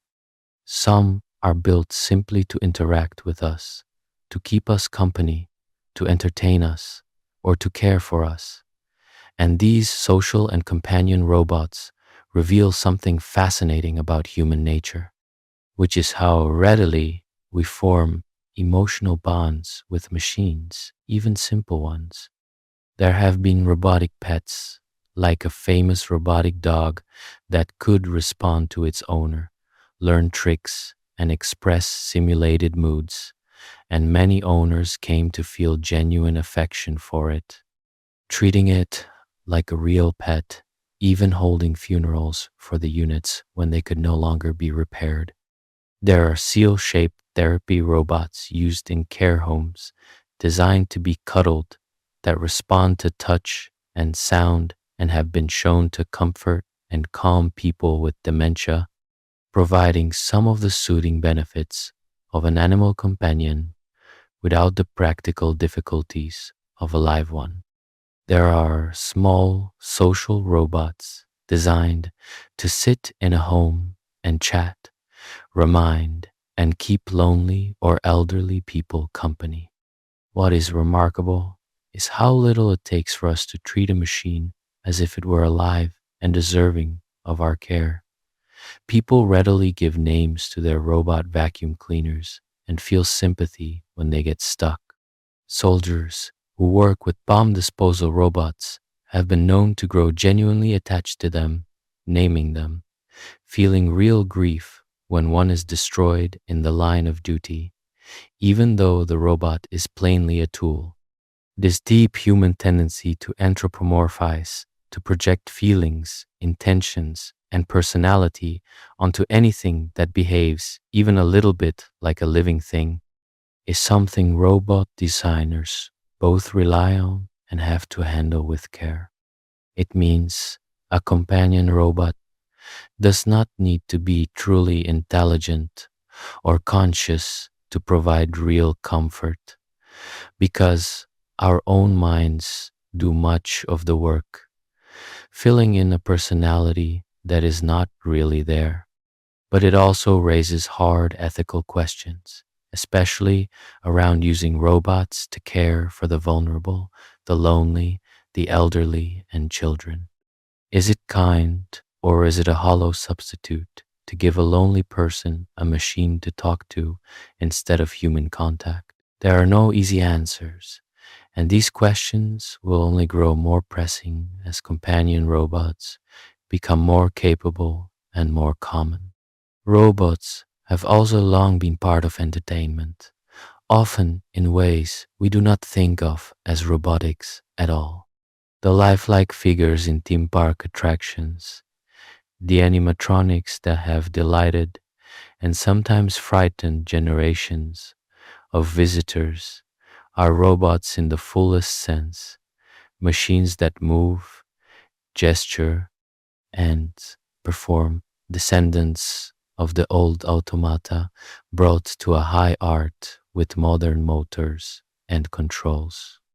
The creatures and characters in many films are brought to life by sophisticated robotic puppets and increasingly by robotic camera systems and effects. There are robot performers, robot musicians, and robots built purely to amaze, and this entertainment robotics, while sometimes dismissed as frivolous, has pushed forward the art of making machines move in expressive, lifelike, emotionally resonant ways, which is itself a deep and difficult challenge, since conveying personality and emotion through movement is something living things do effortlessly and machines find very hard. There is also a category of robot that exists mainly to extend the human presence rather than to be a presence of its own, the telepresence robot. In its simplest form, this is a screen and a camera mounted on a wheeled base, which a remote person can drive around and use to see, hear, and speak, so that someone far away can, in a limited way, be present in a room, moving from place to place, joining a meeting, visiting a relative, or touring a factory, all from another city or country. It is a robot as a kind of physical avatar, a body that a distant person can borrow. While modest compared to the dream of an autonomous companion, telepresence captures a genuinely useful idea, using a robot not to replace a human, but to project one across distance, letting people be somewhere their body cannot go. It blurs the line in an interesting way between a robot and a tool, since the intelligence and the personality are entirely human, just operating at a distance through a mechanical body. All of these companion, entertainment, and telepresence robots share a focus on the interaction between human and machine, on how robots make us feel and how we relate to them, rather than on raw physical capability. And they bring us back again and again to that strange, psychological territory, the way we are wired to respond to things that seem alive, the comfort we can take from a machine, and the unease we feel when one comes too close to seeming human. They show that the value of a robot is not always in what it can do, but sometimes in how it makes us feel, which is a very different kind of engineering problem, one that involves understanding people as much as machines. But underneath all these varied robots, the workers and the companions and the performers, lies the same hard set of technical problems. And there is no better way to see honestly how good or how limited robots really are than to watch them tested under pressure, in competition against the messy real world, which is exactly what a famous series of challenges set out to do. One of the best ways to push a hard technology forward and to see honestly where it really stands is to hold a competition with a clear goal and let the best teams in the world try and fail in public. And robotics has been driven forward by exactly this kind of challenge. The most influential were a series of contests organized by an American research agency designed to spur progress on problems that seemed just out of reach. The first great example tackled self-driving vehicles. In the early 2000s, the agency announced a race across a long stretch of desert open to any team, with a substantial cash prize for the first autonomous vehicle to complete the course entirely on its own, with no human driver and no remote control. In the first year, the results were humbling, as not a single vehicle finished, with most failing within the first few miles, getting stuck, driving off the road, or simply stopping in confusion. It was a vivid public demonstration of how hard the real world is for a machine. But the failure was productive because the teams learned, and when the race was run again the next year, several vehicles completed the entire course, autonomously crossing miles of rough desert terrain. In just 1 year, self-driving had gone from impossible to demonstrated, and that leap is widely credited with jump-starting the entire field of autonomous vehicles, drawing in talent and investment and proving that the goal was achievable. Many of the engineers who cut their teeth on those desert races went on to lead the self-driving car efforts at major companies. It was a powerful illustration of how a well-designed challenge with a clear target and the spur of competition and prize money can compress years of progress into a short, intense burst and turn a problem everyone called impossible into one that suddenly seemed within reach.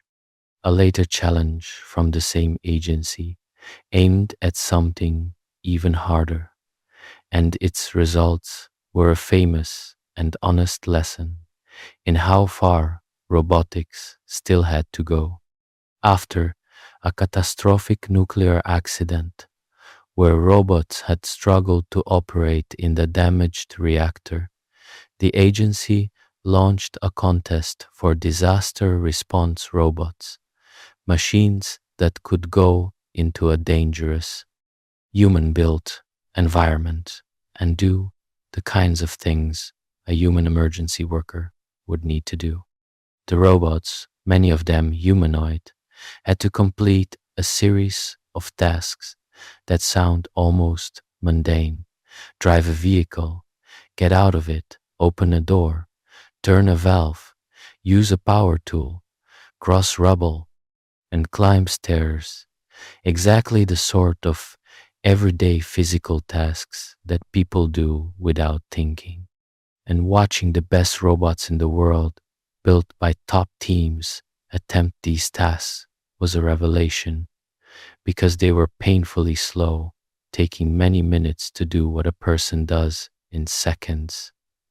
And famously, they fell over constantly.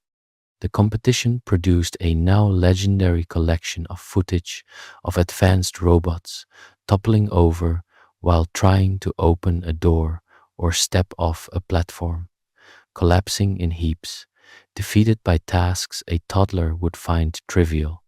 That blooper reel of falling robots was, in its way, one of the most honest and valuable things to come out of robotics because it punctured the hype and showed the world and the field itself exactly how hard the real, unstructured world remains for machines, even the most advanced ones built by the best minds.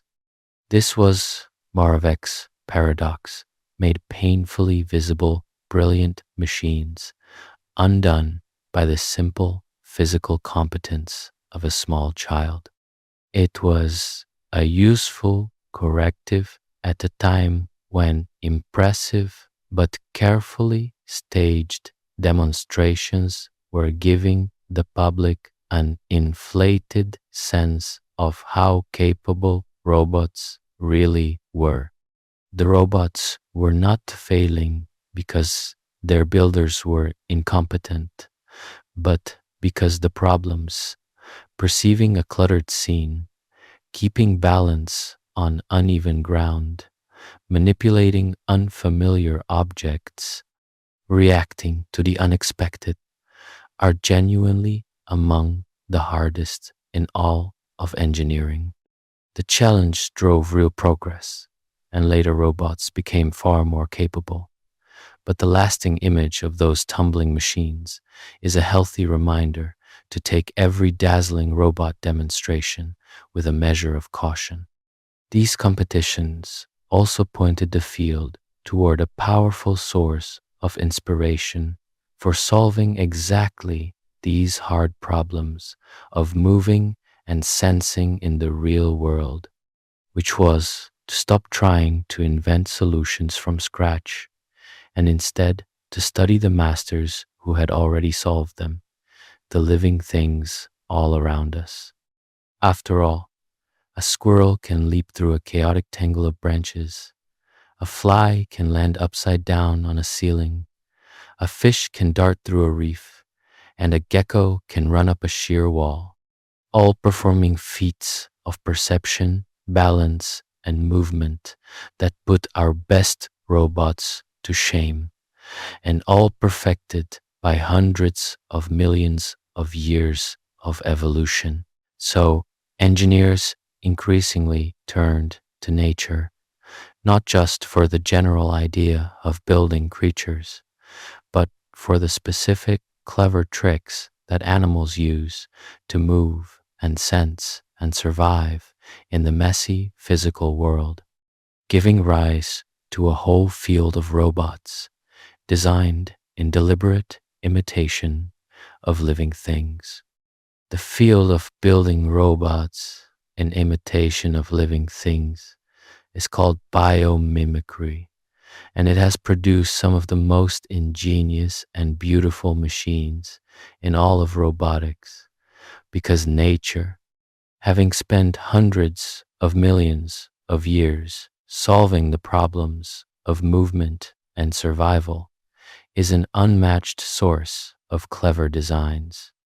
Engineers have built tiny flying robots that flap their wings like insects, achieving the kind of nimble, hovering flight that a fly performs effortlessly, and that is extremely hard to recreate at such small scale. They have built robotic fish and eels that swim by undulating their bodies, gliding through water far more silently and efficiently than a propeller, useful for studying marine life without disturbing it. They have built four-legged running robots modeled on fast animals, capturing the springy, efficient gait that lets a cheetah or a dog cover rough ground at speed. Some of the cleverest borrowings from nature solve very specific problems.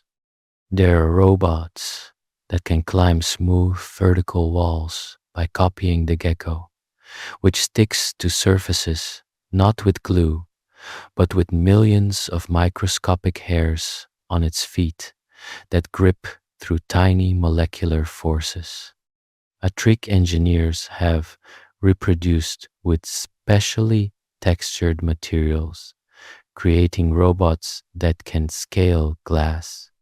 There are snake-like robots, long, flexible, limbless machines that can slither into places nothing else can reach, threading through rubble to search for earthquake survivors, inspecting the insides of pipes and machinery, and even, in medical versions, snaking through the body during surgery.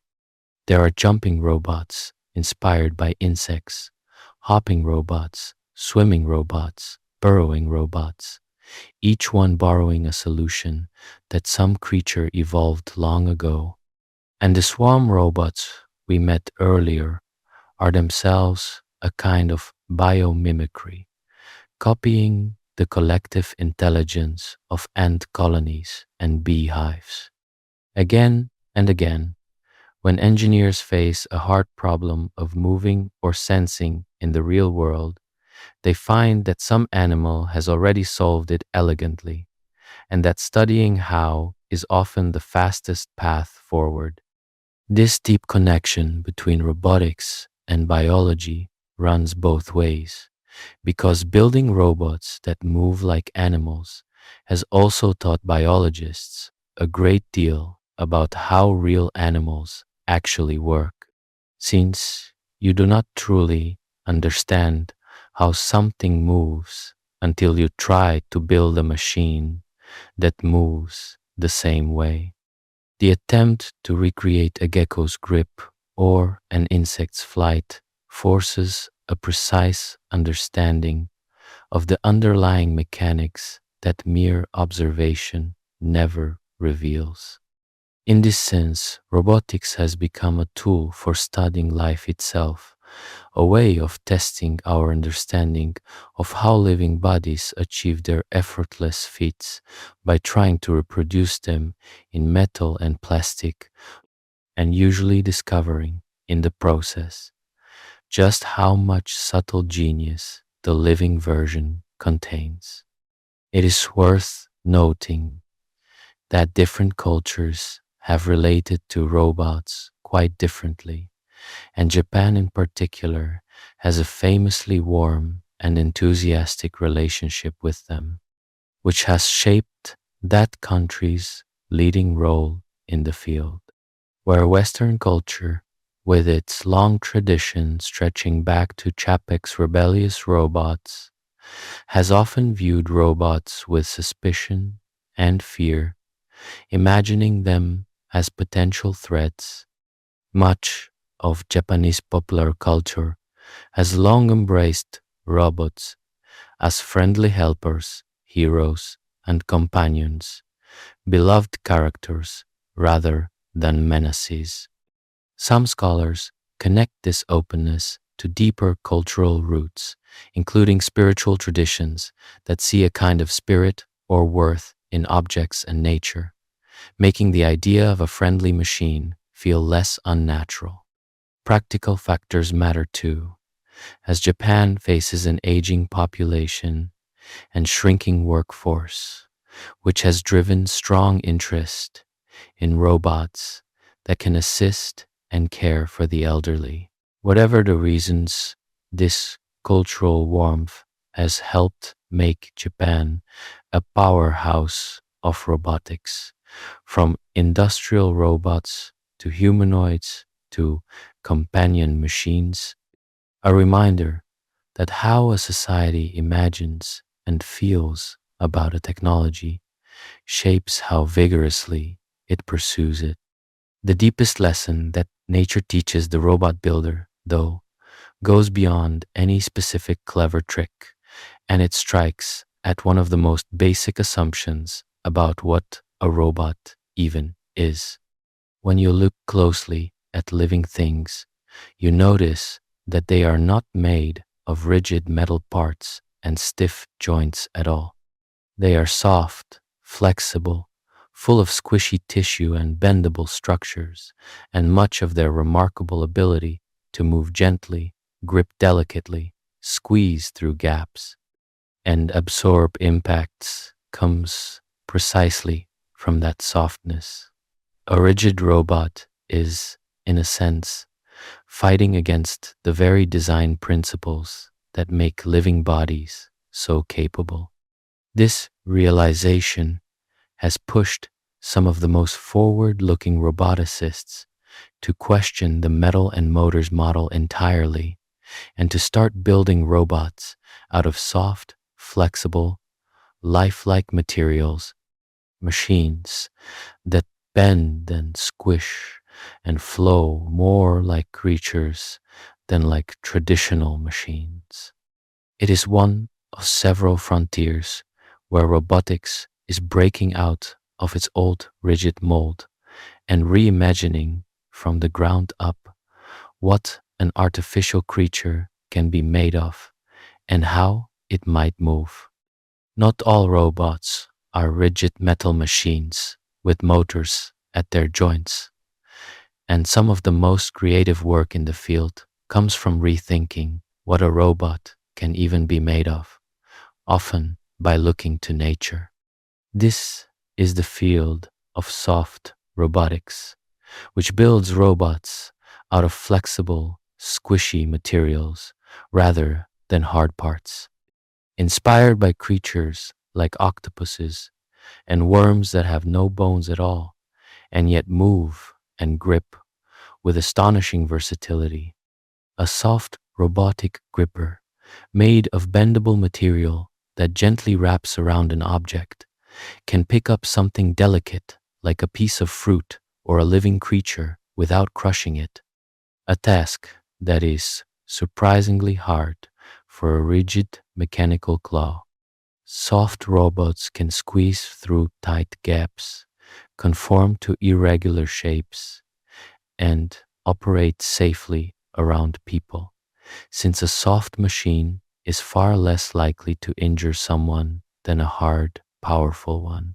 By giving up the rigidity we usually associate with machines, soft robotics opens up abilities that stiff robots struggle with and points toward gentler, safer machines that could work closely alongside humans and handle the delicate, irregular objects of the real world.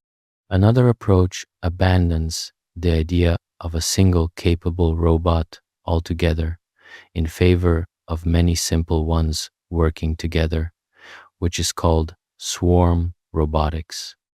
The inspiration here comes from social insects like ants, bees, and termites, where each individual is quite simple and not very smart, but the colony as a whole accomplishes complex feats, building elaborate nests, finding food, and adapting to challenges through the collective behavior that emerges when many simple creatures follow simple rules and interact. Swarm robotics tries to capture this, building large numbers of small, cheap, simple robots that coordinate to achieve together what no single one could do alone. A swarm has appealing advantages since it is robust with no single point of failure. So, losing a few individuals does not doom the mission, and it can be scaled up or down and can cover a lot of ground at once. Researchers have built swarms that can self-organize into shapes, explore areas cooperatively, and even construct simple structures together, hinting at future applications from environmental monitoring to construction to search and rescue, accomplished not by one expensive genius machine, but by a crowd of humble ones. At the opposite extreme of size, researchers are working to make robots ever smaller, down to the scale of insects, then specks of dust, and even smaller into the realm of micro and nano robotics. The dream here is especially powerful in medicine. The idea of tiny robots that could travel through the human body to deliver drugs precisely to a tumor, clear blockages in blood vessels, or perform microscopic repairs from the inside, a kind of medical intervention that would be impossible with ordinary tools. Building machines at such tiny scales is fiendishly difficult, since the familiar rules of mechanics behave strangely when things get small enough, and powering and controlling something microscopic is a huge challenge. So much of this remains experimental, but real progress has been made on tiny devices that can be steered through fluids by magnetic fields or that can swim using clever microscopic mechanisms. And the long-term promise of robots small enough to work inside our own cells and tissues is one of the more tantalizing frontiers of the field, even if much of it is still years or decades away. Then there is the question that haunts the design of any robot meant to look like a person, a strange psychological phenomenon called the uncanny valley. People generally respond warmly to robots that look somewhat human, like a cartoonish, friendly machine. And the more human-like and appealing they become, up to a point, the more we like them. But there is a sudden, eerie reversal that happens when a robot or artificial face becomes almost, but not quite, perfectly human. At that point, instead of seeming friendly, it becomes deeply unsettling, even creepy or repulsive, because our brains seem to register that something is subtly wrong, that this thing looks like a person but moves or feels not quite right, like a corpse or a thing pretending to be alive. This dip in our comfort, this valley of revulsion between the clearly artificial and the perfectly human, is called the uncanny valley, and it is a real and well documented effect that designers of humanoid robots have to grapple with constantly. It is part of why many robots are deliberately designed to look friendly and obviously mechanical rather than realistically human, sidestepping the valley entirely, and it reveals something interesting about us, about how finely tuned our instincts are for detecting the truly alive, and how disturbed we are by things that blur that line. All of this raises a question worth asking directly, which is why we would build human-shaped robots at all, given how hard it is and how the uncanny valley fights us. Many of the most useful robots, after all, look nothing like people, from factory arms to rovers to vacuum discs, their forms shaped by their tasks.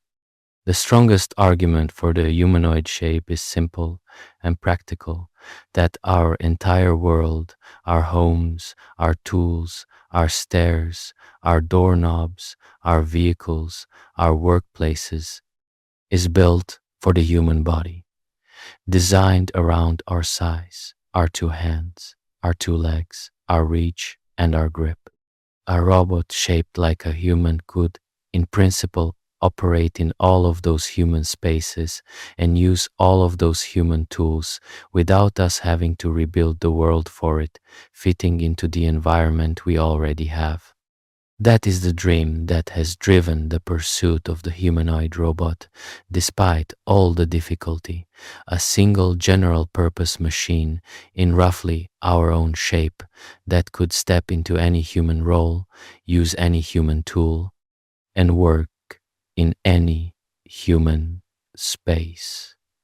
For a long time, that dream stayed far out of reach, blocked by the wall of perception and the difficulty of general intelligence and dexterity. But in just the last few years, a convergence of breakthroughs has begun to crack that wall, and the humanoid robot, perpetually 20 years away for half a century, has suddenly started to look as though it might really be coming, and soon. The thing that has changed, the breakthrough that is finally bringing the long delayed dream within reach, did not come from robotics itself. It came from the revolution in artificial intelligence that we traced in the story of computers, the rise of deep learning, and it is cracking open the two great walls that had blocked robots for half a century: perception and general intelligence. Remember that the hardest problem in robotics was not moving, but seeing and understanding. The deceptively difficult task of looking at a chaotic real world scene and grasping what is actually there. For decades, this was the impassable wall. Then, in the last dozen years or so, deep learning gave machines something approaching real vision for the first time: the ability to look at an image and reliably recognize the objects in it, to tell a cup from a shadow, a person from a coat rack, a clear path from a dead end. The same technology that let computers suddenly recognize photographs gave robots, for the first time, the beginnings of genuine sight, and with it, the ability to make sense of the messy environments that had always defeated them. Just as importantly, artificial intelligence changed how robots learned to do things. The old way was to program a robot's every move by hand, painstakingly specifying each action, which worked only in controlled settings and broke down in the real world. The new way is to let robots learn the same way the rest of modern artificial intelligence learns, from vast amounts of data and from practice.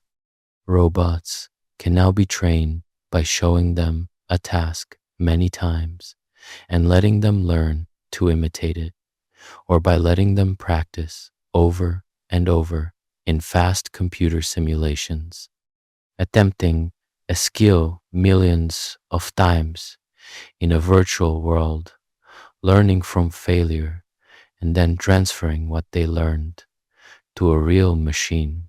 Instead of being told exactly how to grasp every possible object, a robot can learn from experience the general skill of grasping, so it can handle objects it has never seen before. This shift from programming robots to teaching them is as profound for robotics as it was for the rest of artificial intelligence, because it finally offers a way to cope with the endless variety of the real world that handwritten instructions never could. And then came the most recent leap, which has electrified the field: the arrival of the large, general artificial intelligence models, the same kind of systems behind the chatbots that can converse in fluent language. Researchers have begun connecting these powerful models to robots, and the results point toward something the field has wanted for decades: robots you can simply talk to. Instead of programming a robot, you can give it an instruction in plain language, asking it to, say, tidy the table or bring you the thing you spilled. And the artificial intelligence can interpret your meaning, break the goal into steps, look at the scene, and figure out how to carry it out, drawing on a broad, general understanding of objects, language, and the world. This marriage of the new artificial intelligence with robot bodies is bringing together, for the first time, both halves of Moravec's paradox. The capable body that engineers spent decades perfecting and the perceiving, understanding, flexible mind that artificial intelligence is now finally able to provide. The body and the brain are converging. This convergence has set off a surge of activity around humanoid robots that would have seemed like hype just a few years ago, but is now backed by serious engineering and enormous investment.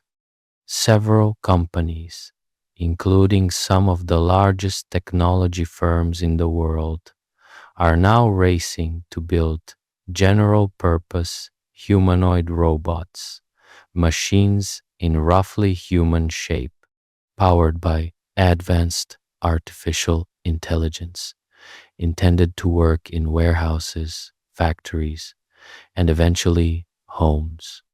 They aim to create exactly the long dreamed of general helper, a robot you could deploy into a human environment, instruct in natural language, and have it carry out a wide variety of physical tasks, learning new ones over time.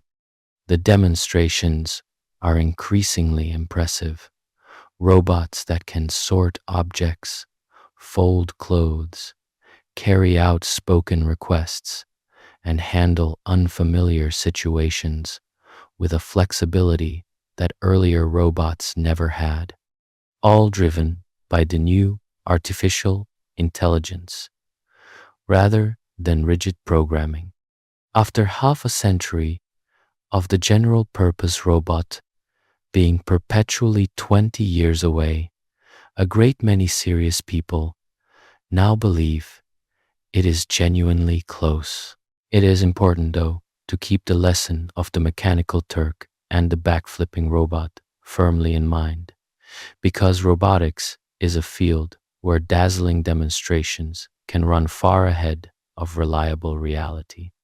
A robot that performs impressively in a controlled demo or in a carefully chosen video is not yet a robot you can trust to work all day, every day, safely and reliably, in the unpredictable chaos of a real home or workplace.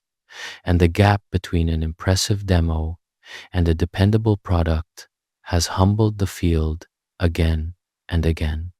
The remaining challenges are real, getting robots to be reliable enough, safe enough, cheap enough, and energy efficient enough to be genuinely useful in everyday life.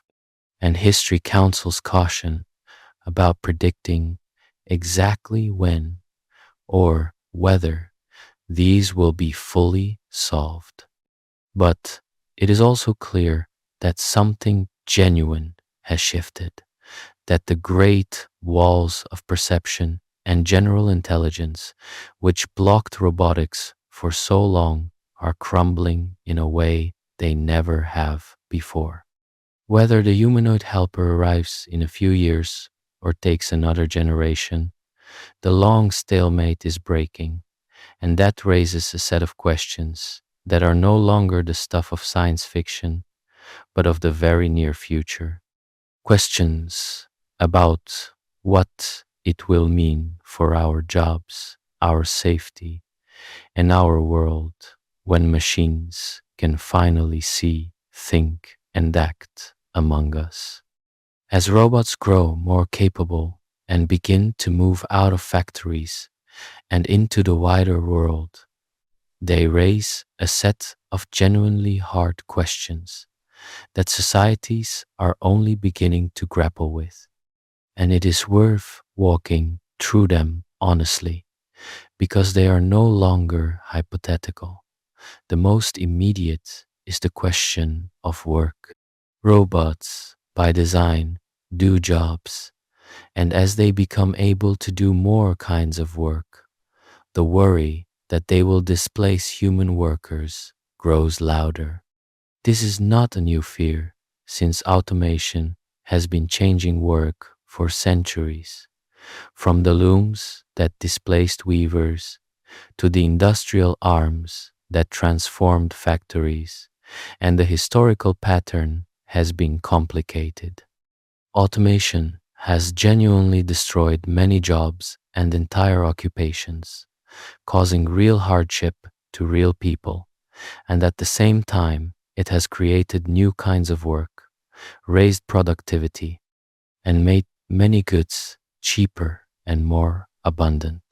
Economists genuinely disagree about how the current wave will play out, about whether the robots and artificial intelligence now arriving will, like past technologies, ultimately create as much work as they destroy, or whether this time the breadth of what machines can do is different enough to cause deeper and more lasting disruption.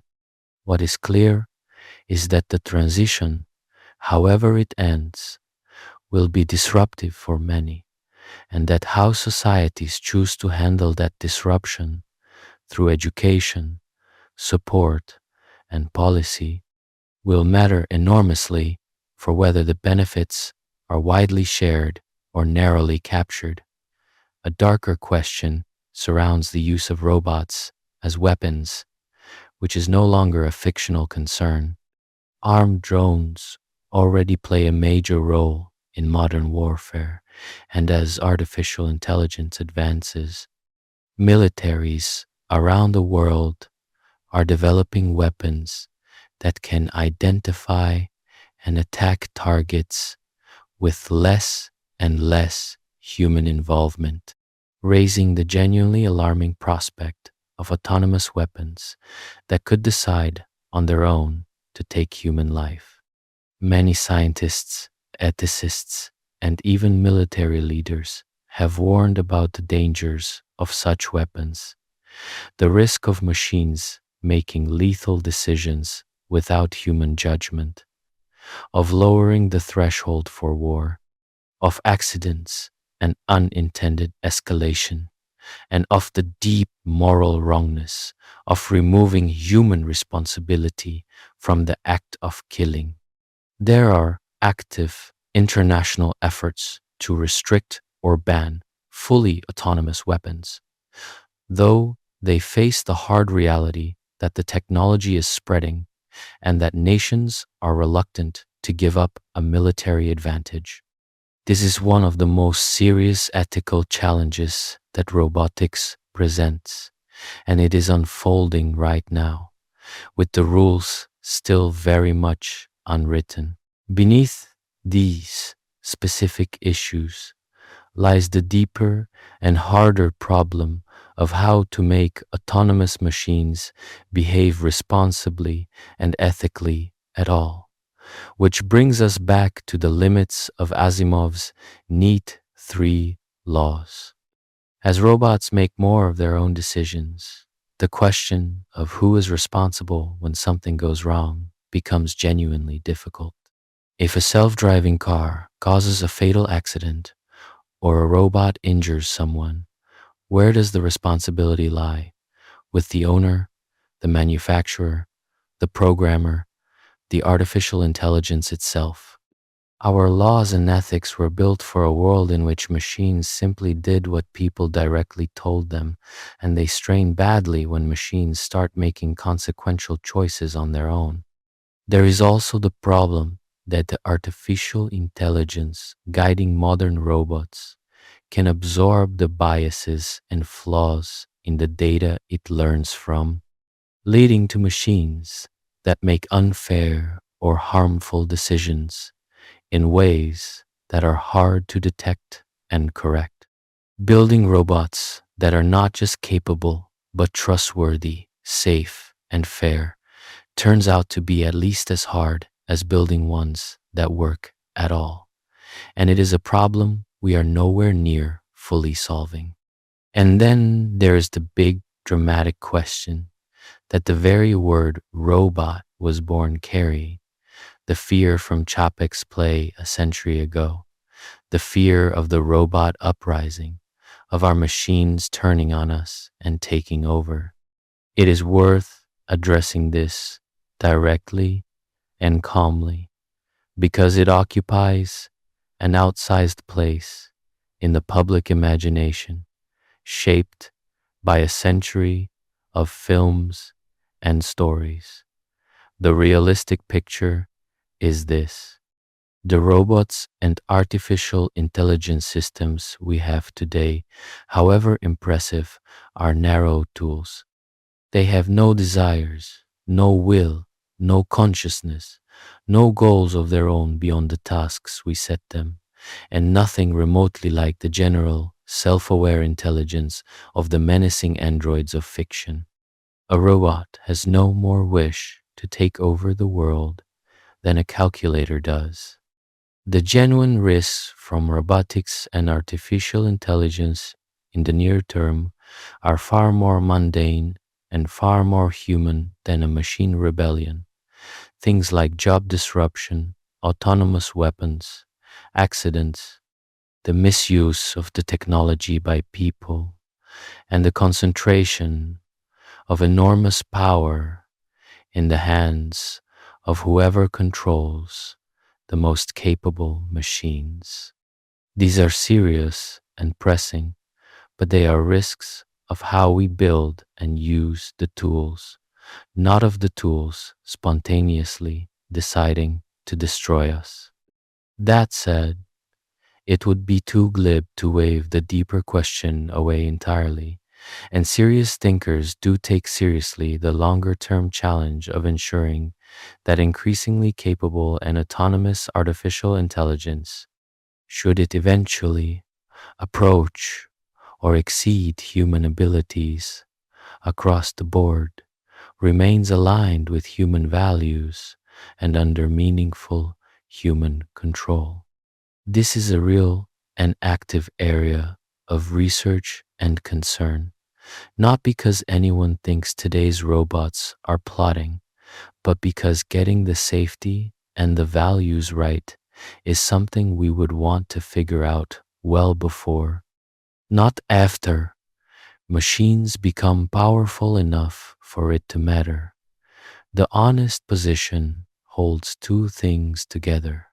The Terminator style robot uprising is science fiction, not a reflection of where the technology actually is, and it distracts from the real, immediate issues. And at the same time, thinking carefully and early about how to keep powerful, autonomous systems safe and beneficial is wise, not paranoid. The hard work is not in fearing our machines, but in building them and governing them responsibly so that the immense good they can do in medicine, in dangerous work, in productivity, in restoring lost abilities is realized while the genuine harms are kept in check. That is a human challenge, not a robot one, and it is squarely in our hands. Before we go deeper into the real machines, it is worth dwelling on the robots of our imagination, because for most of history and for most people, even today, robots have been creatures of fiction far more than a fact, and those fictional robots have shaped our hopes, our fears, and our expectations of the real thing in ways both inspiring and misleading. The dream of artificial beings is ancient, appearing in myths of statues brought to life and clay figures animated by magic, and it runs through the old story of a being assembled and given life only to turn on its maker, a theme of creation gone wrong that would echo through robot fiction ever after. When the word robot itself was born in that Czech play, it came, as we saw, already wrapped in the fear of rebellion, the artificial workers rising up to destroy humanity. And that anxious vision was there from the very start. Through the 20th century, robots became one of the great staples of science fiction, and the images created there lodged themselves deep in the public mind. There was the gleaming, beautiful, and sinister mechanical woman of an early and hugely influential film, an image of the robot as seductive and dangerous. There were the menacing metal monsters of countless stories, and on the other side, the helpful, lovable, mechanical companions, the friendly droids and faithful robot sidekicks that audiences adored. There were the chillingly calm artificial intelligences that turned against their human crews, and the robots so human-like that the story turned on whether they could be told apart from people at all, raising deep questions about what it even means to be human. Each of these fictional robots offered a different answer to the questions that the real technology would later raise. The helpful servant, the rebellious slave, the cold, calculating mind, the artificial person indistinguishable from us, and together they formed a rich, contradictory mythology of the machine. This fiction has been a genuine inspiration to the real field, and many of the people who became roboticists and artificial intelligence researchers were drawn in as children by these stories, dreaming of building the robots they had seen on the screen or read about on the page. The visionary who turned the first calculating machine ideas into a business was inspired by robot stories, and countless engineers have cited the fiction as what set them on their path. So, the dream really did help summon the reality, the imagined robots calling forth the effort to build real ones. In this sense, fiction and technology have danced together, with the stories setting goals and firing imaginations, and the real advances, in turn, feeding back into new stories. The robot is perhaps unique among technologies in how thoroughly it was imagined, in vivid detail, long before it could be built. But the fictional robots have also profoundly distorted our expectations in ways that the real field has had to struggle against, because the robots of fiction are almost nothing like the robots we can actually build. Fiction gave us, over and over, the humanoid robot that walks, talks, sees, and thinks as fluidly as a person. The android that is essentially an artificial human, and it made this seem like the natural and obvious form a robot would take, and like something just around the corner. The reality, as we have seen, is that this kind of general humanoid robot is one of the hardest things to build, that the easy-seeming abilities of fiction, walking through a cluttered room, understanding a spoken request, picking up an unfamiliar object, are precisely the ones that have humbled the field for decades. So fiction set an expectation of the human-like android servant or menace that real robotics could not meet, leaving the public perpetually wondering why, in an age of such marvels, we do not yet have the robot butlers and companions that the movies promised long ago. The fictional robots have shaped our fears as much as our expectations, and not always helpfully. The recurring story of the robot uprising, of artificial intelligence turning against its creators, from that first check play through the famous tales of murderous computers and unstoppable killing machines, has given the public a vivid, dramatic, and largely misleading picture of the real risks of the technology.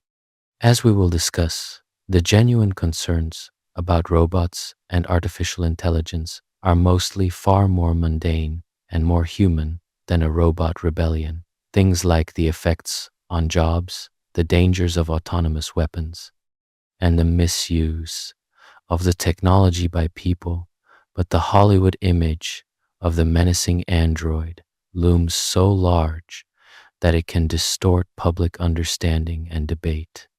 So the robots of fiction are a double-edged gift, having inspired the dreamers who built the real machines and given us a rich language for thinking about artificial minds, while also setting expectations the technology cannot meet and fears that miss the real risks.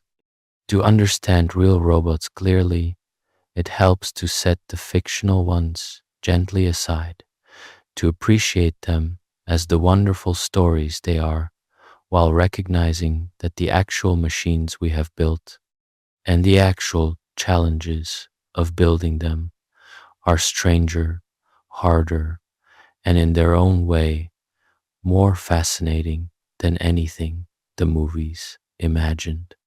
We have said that perception is the great wall of robotics, the hardest part of the whole enterprise, so it is worth understanding more deeply just what is involved in giving a machine the ability to see, because it reveals why a problem that feels trivial to us is so monstrously difficult for a machine.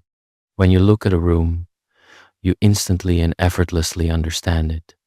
You see a table, a cup, a chair, a person. You know what is near and what is far, what is solid and what is shadow, what you could pick up and what you could sit on, all without any conscious effort at all. But a camera does not deliver any of this understanding. A camera delivers only a grid of millions of tiny dots, each one a number describing a color and brightness, a vast spreadsheet of numbers with no labels, no objects, no meaning.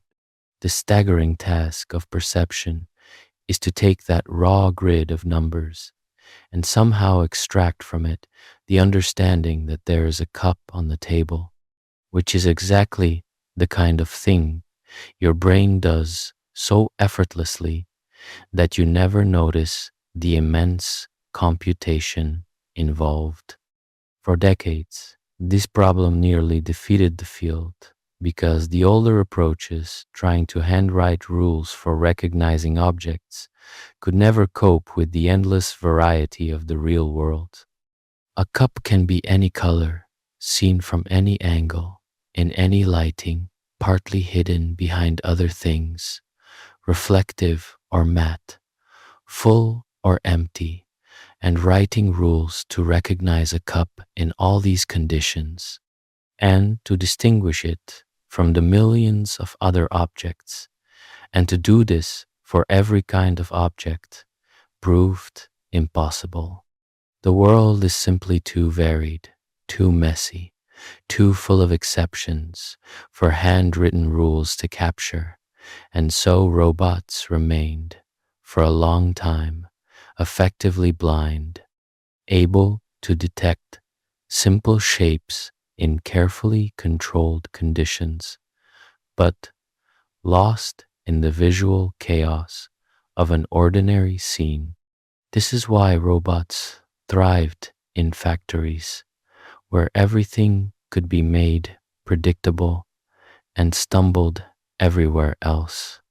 The breakthrough, as we have discussed, came from the deep learning revolution, which finally gave machines something approaching real visual understanding, and the way it works is worth appreciating.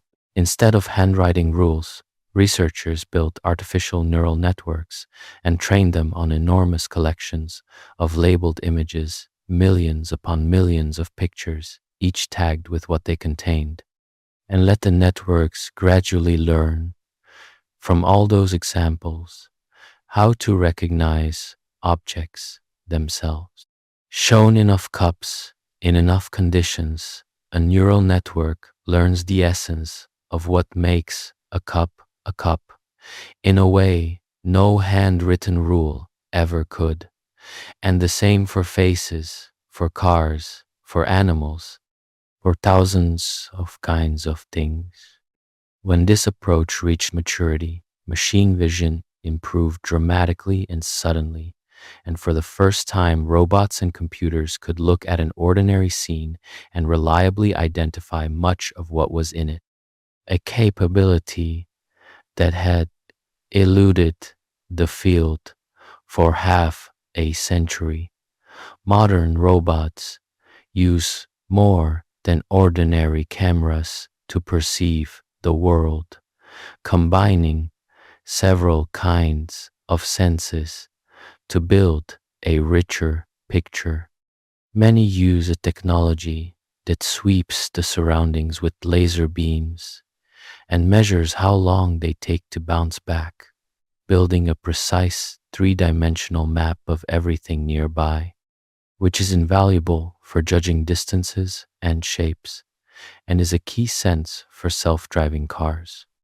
Others use special cameras that perceive depth or radar that can see through fog and rain, or arrays of sensors that detect motion and orientation.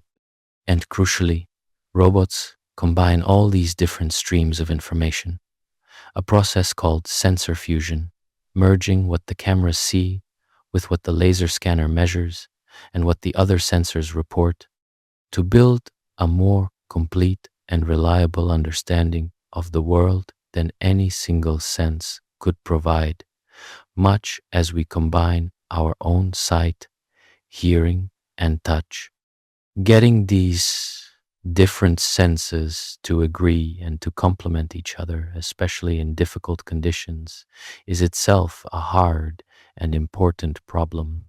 Even with all these advances, machine perception remains imperfect and is the source of many of the failures and limitations of real robots, because the real world keeps throwing up situations the machine has never seen and cannot quite make sense of. A self-driving car may be confused by an unusual object, a strange reflection, or a situation outside its training, and a robot may misjudge a transparent or shiny object or be fooled by odd lighting. Perception is far better than it was, good enough now to enable robots and systems that would have been impossible a decade ago, but it is still not as robust, as flexible, or as reliable as the effortless seeing that every person and animal does without a thought. Closing that gap, giving machines perception that can handle anything the real world presents as gracefully as a living creature does, remains one of the central challenges of robotics, the continuing struggle against the Great Wall, and it is a humbling reminder of just how much quiet genius is packed into the simple act of opening your eyes and understanding what you see. Just as important as how robots see is how they learn, because the shift from programming robots to teaching them is one of the deepest changes in the field, and it is what is finally allowing robots to cope with the messy, varied real world. In the traditional approach, a robot did exactly what it was explicitly programmed to do, with an engineer painstakingly specifying every movement and every response in advance, which works only in controlled settings where everything is known ahead of time, and breaks down completely in the unpredictable real world where no programmer can anticipate every situation. The new approach, drawing on the same machine learning that transformed perception, is to let robots learn skills from experience, the way a person or animal does, rather than having every action dictated to them. And this changes what is possible. One powerful way robots learn is by trial and error, guided by rewards, an approach called reinforcement learning. The robot tries something, and if it moves closer to its goal, it receives a kind of reward signal. And if it fails, it does not. And over many, many attempts, it gradually adjusts its behavior to get better and better at the task, discovering effective strategies on its own rather than being told them. This is, in a rough way, how animals learn through practice and consequence, and it has allowed robots and artificial intelligence systems to master tasks of great complexity, sometimes discovering clever strategies their human designers never thought of. The catch is that learning this way can take an enormous number of attempts, far more than would be practical to perform with a real physical robot that moves slowly and can break.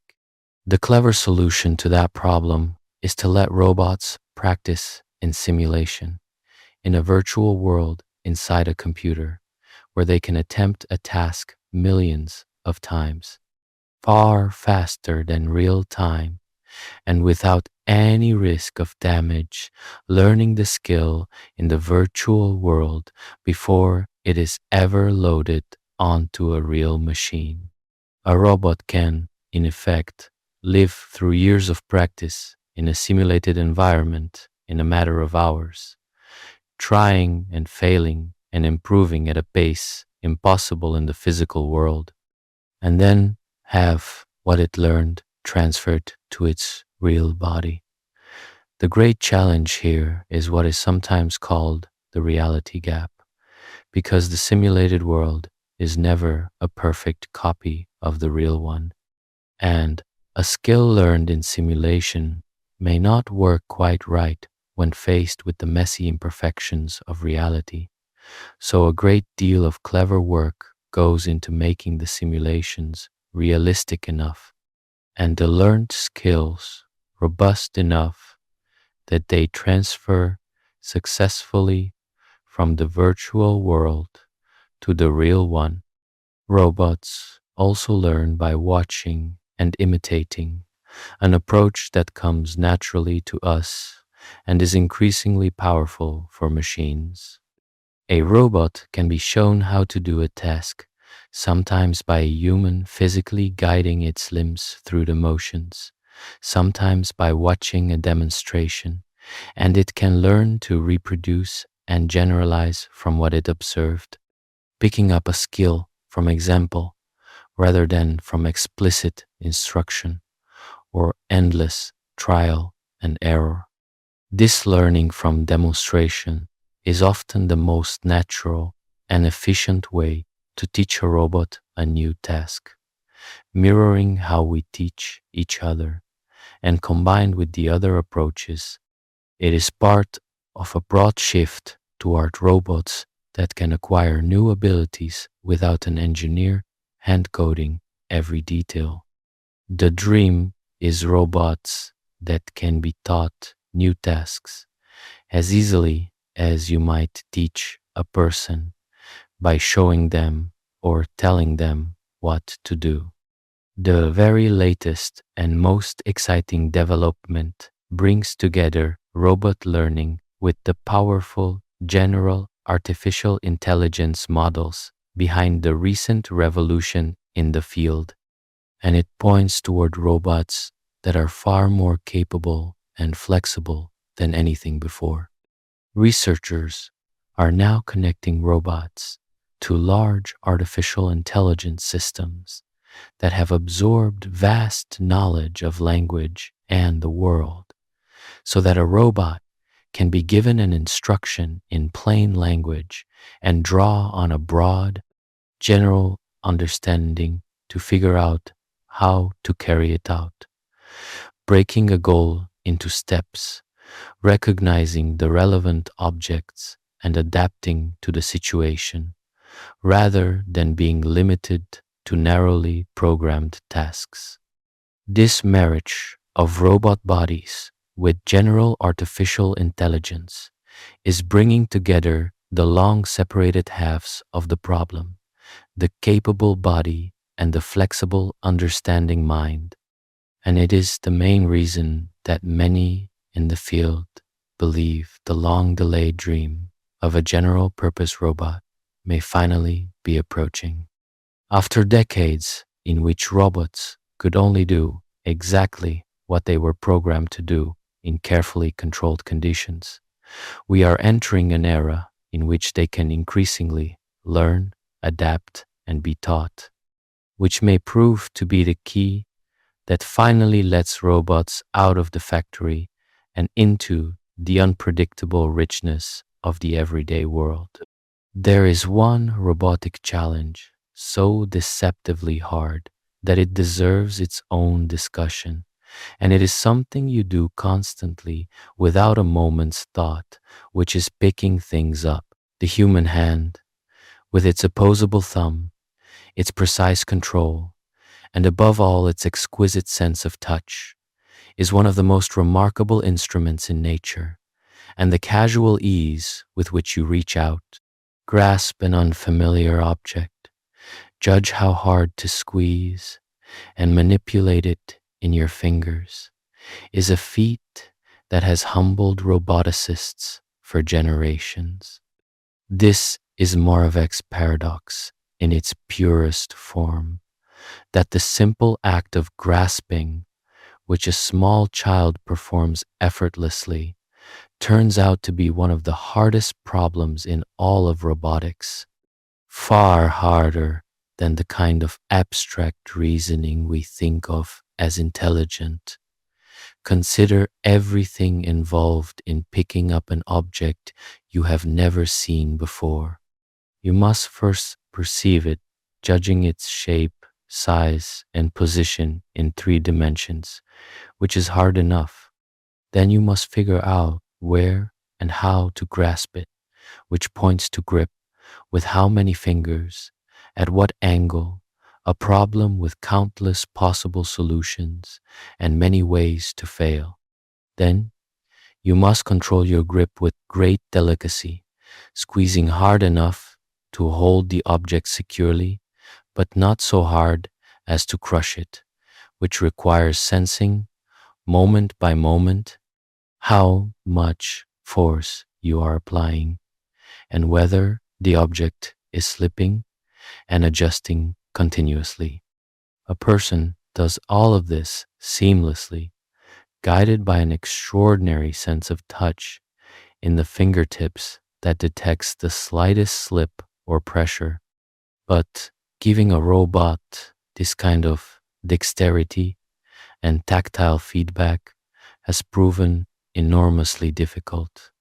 Early robot grippers were crude, simple claws or pincers that could handle only specific objects in specific positions, useless for the general task of picking up whatever happens to be there. The difficulty multiplies because the real world is full of objects of every imaginable shape, size, weight, and texture, many of them soft, fragile, slippery, or oddly shaped, and a truly capable robot hand must handle all of them, from a heavy tool to a soft fruit to a thin sheet of paper to a wobbly pile of objects. Humans manage this effortlessly because of the combination of a wonderfully versatile hand and a lifetime of learned experience with how objects behave. But robots have had neither the hardware nor the experience to match it. Building a robotic hand with anything approaching the dexterity of a human hand is a formidable mechanical challenge, requiring many joints, delicate control, and sensitive touch sensors. And even with good hardware, knowing how to use it to grasp the endless variety of real objects is a hard problem of perception and control. For a long time, the grasping problem was a major bottleneck, the reason robots could not simply be set loose to tidy a room or sort a bin of mixed objects, tasks that require picking up and handling whatever turns up. Progress has come, as in so much of robotics, from the combination of better hardware and machine learning.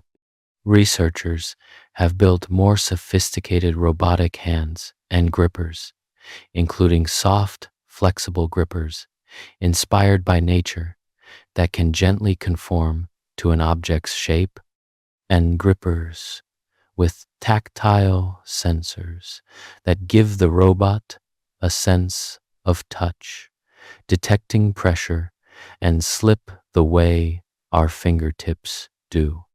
And crucially, robots have learned to grasp through the kind of practice and learning we just discussed, attempting to pick up objects millions of times in simulation and in the real world, gradually learning the general skill of grasping rather than being programmed for specific objects so that they can increasingly handle things they have never seen before.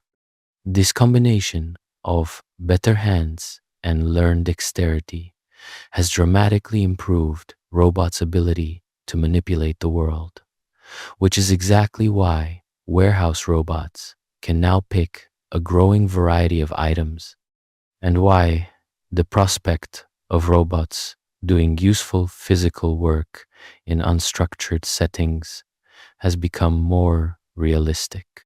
Still, robotic manipulation remains far behind the effortless dexterity of the human hand, and it is one of the clearest illustrations of how much hidden sophistication lies in our ordinary abilities. The most advanced robots can now grasp and manipulate a wide range of objects, but they still cannot match the speed, the delicacy, the adaptability, and the sheer reliability with which a person handles the physical world, threading a needle, tying a knot, handling a squirming animal, or folding a piece of laundry, tasks that combine perception, dexterity, and touch in ways that remain genuinely hard to reproduce. The continuing struggle to give robots truly capable hands is a window onto one of the deepest truths the field has uncovered, that the body's quiet competence, refined over hundreds of millions of years of evolution, is a marvel we are only beginning to appreciate, and that to build a machine that can simply pick things up as well as we can is to attempt to recreate one of nature's masterpieces. When a robot can finally handle the physical world with the easy dexterity of a human hand, it will be a sign that one of the very hardest problems in all of robotics has at last been solved. For a robot to do anything useful while moving around, it must solve a problem that we take entirely for granted, which is knowing where it is and finding its way through the world. And this turns out to be a deep and difficult challenge in its own right. When you walk through your home or your neighborhood, you always have a rough sense of where you are. You remember the layout, you recognize landmarks, and you can navigate from one place to another without a second thought. Building and using a mental map effortlessly. A robot has none of this for free. Dropped into an unfamiliar space, it has no idea where it is or what the space looks like, and it must somehow figure out both at once, building a map of its surroundings while simultaneously working out its own position within that map. A chicken and egg problem that is one of the central challenges of mobile robotics.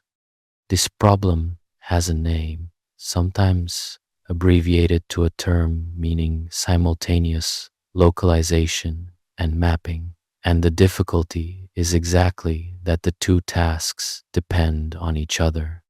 To build an accurate map, the robot needs to know where it is as it moves, so it can place what it sees in the right spots.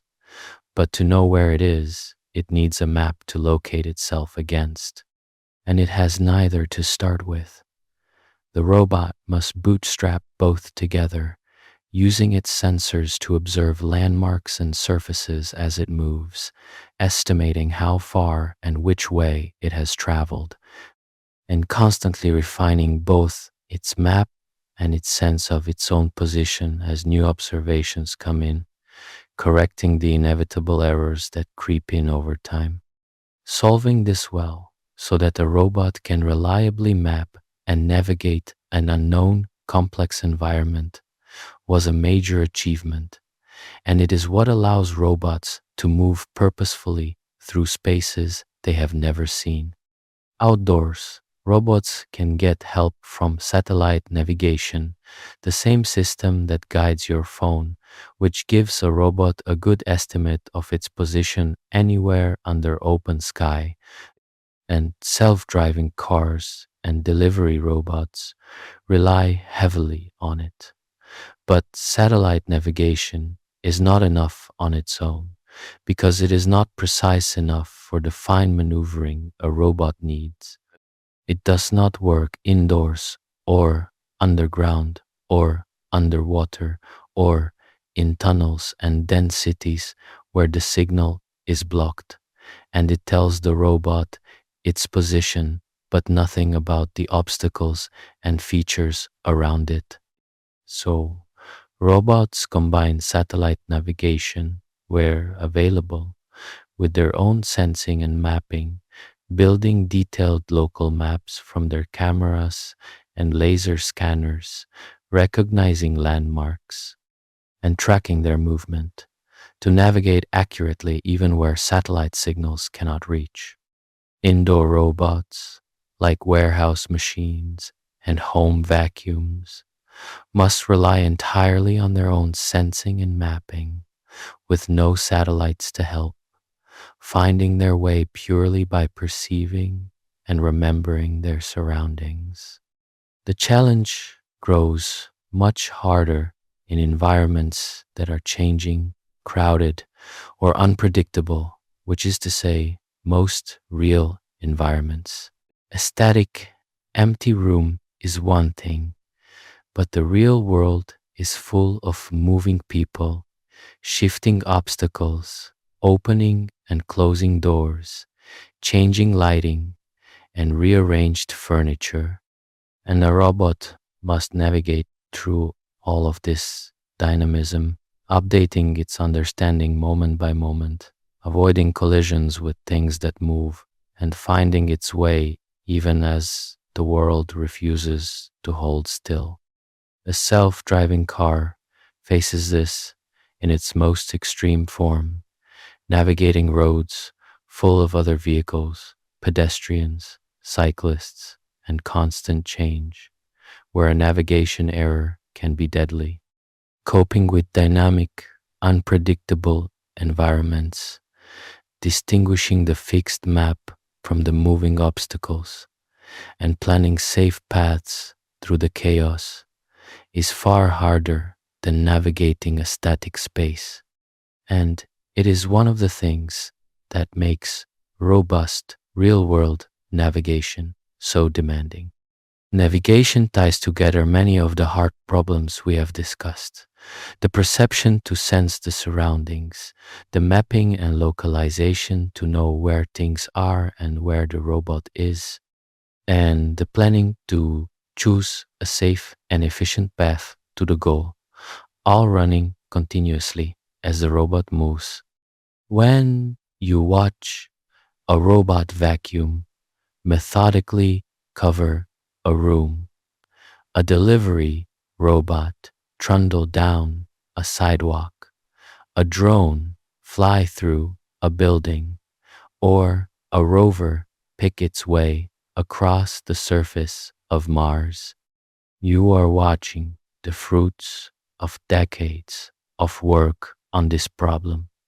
The machine constantly sensing, mapping, locating itself, and planning to do something a person does without any conscious thought at all. The fact that robots can now navigate complex real world spaces with growing reliability is a genuine achievement. One of the abilities that has moved robots out of the fixed cage of the factory and into the moving, changing world. And it is an essential foundation for nearly everything we want mobile robots to do, from cleaning our floors to exploring other planets. No application of robotics has attracted more attention, money, and hype than the self-driving car, and it deserves a closer look because it is one of the hardest robotics challenges ever seriously attempted, and a perfect illustration of why real-world autonomy is so difficult. A self-driving car is, in essence, a robot, one that must perceive a complex and fast-changing environment, understand it, make split-second decisions, and control a heavy, fast-moving machine, all with human lives at stake in the chaotic, unpredictable setting of public roads. It must combine nearly every hard problem in robotics at once: the perception to see and understand the road and everything on it, the navigation to know where it is and plan its route, the prediction to anticipate what other drivers and pedestrians will do, and the control to drive smoothly and safely, all in real time, all the time, with no room for serious error.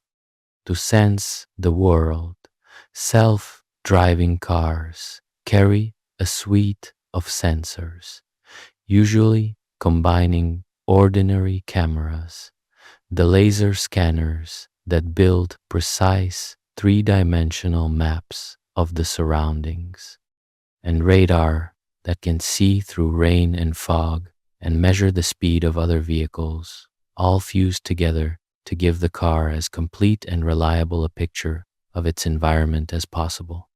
On top of this sensing sits a great deal of artificial intelligence, much of it the deep learning we have discussed, interpreting the sensor data to identify cars, pedestrians, cyclists, lane markings, traffic lights, and signs, and then deciding how to respond.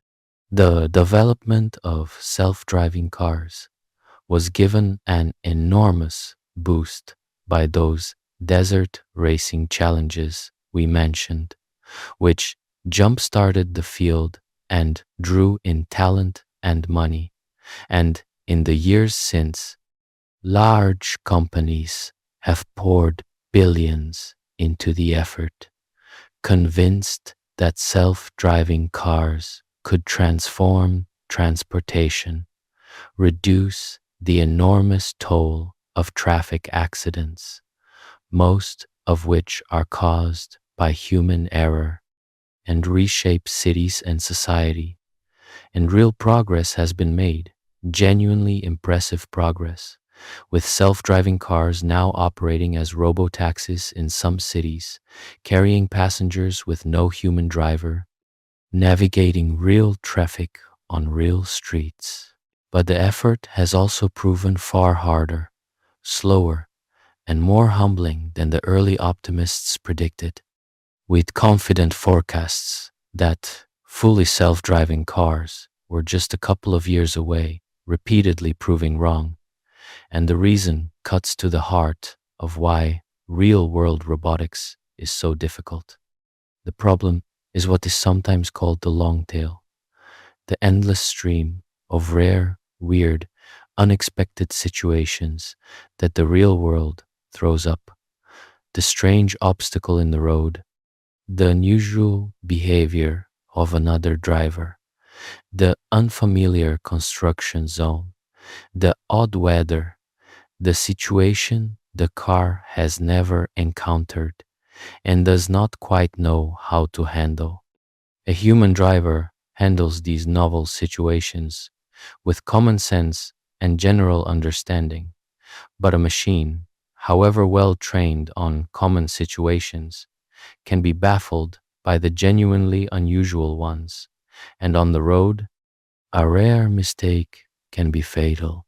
This long tail problem is exactly Moravec's paradox and the perception challenge in their most consequential form, because driving requires not just recognizing the common and expected, which machines can now do well, but coping gracefully with the rare and unexpected, which remains hard, and doing so reliably enough to be safe across billions of miles of driving.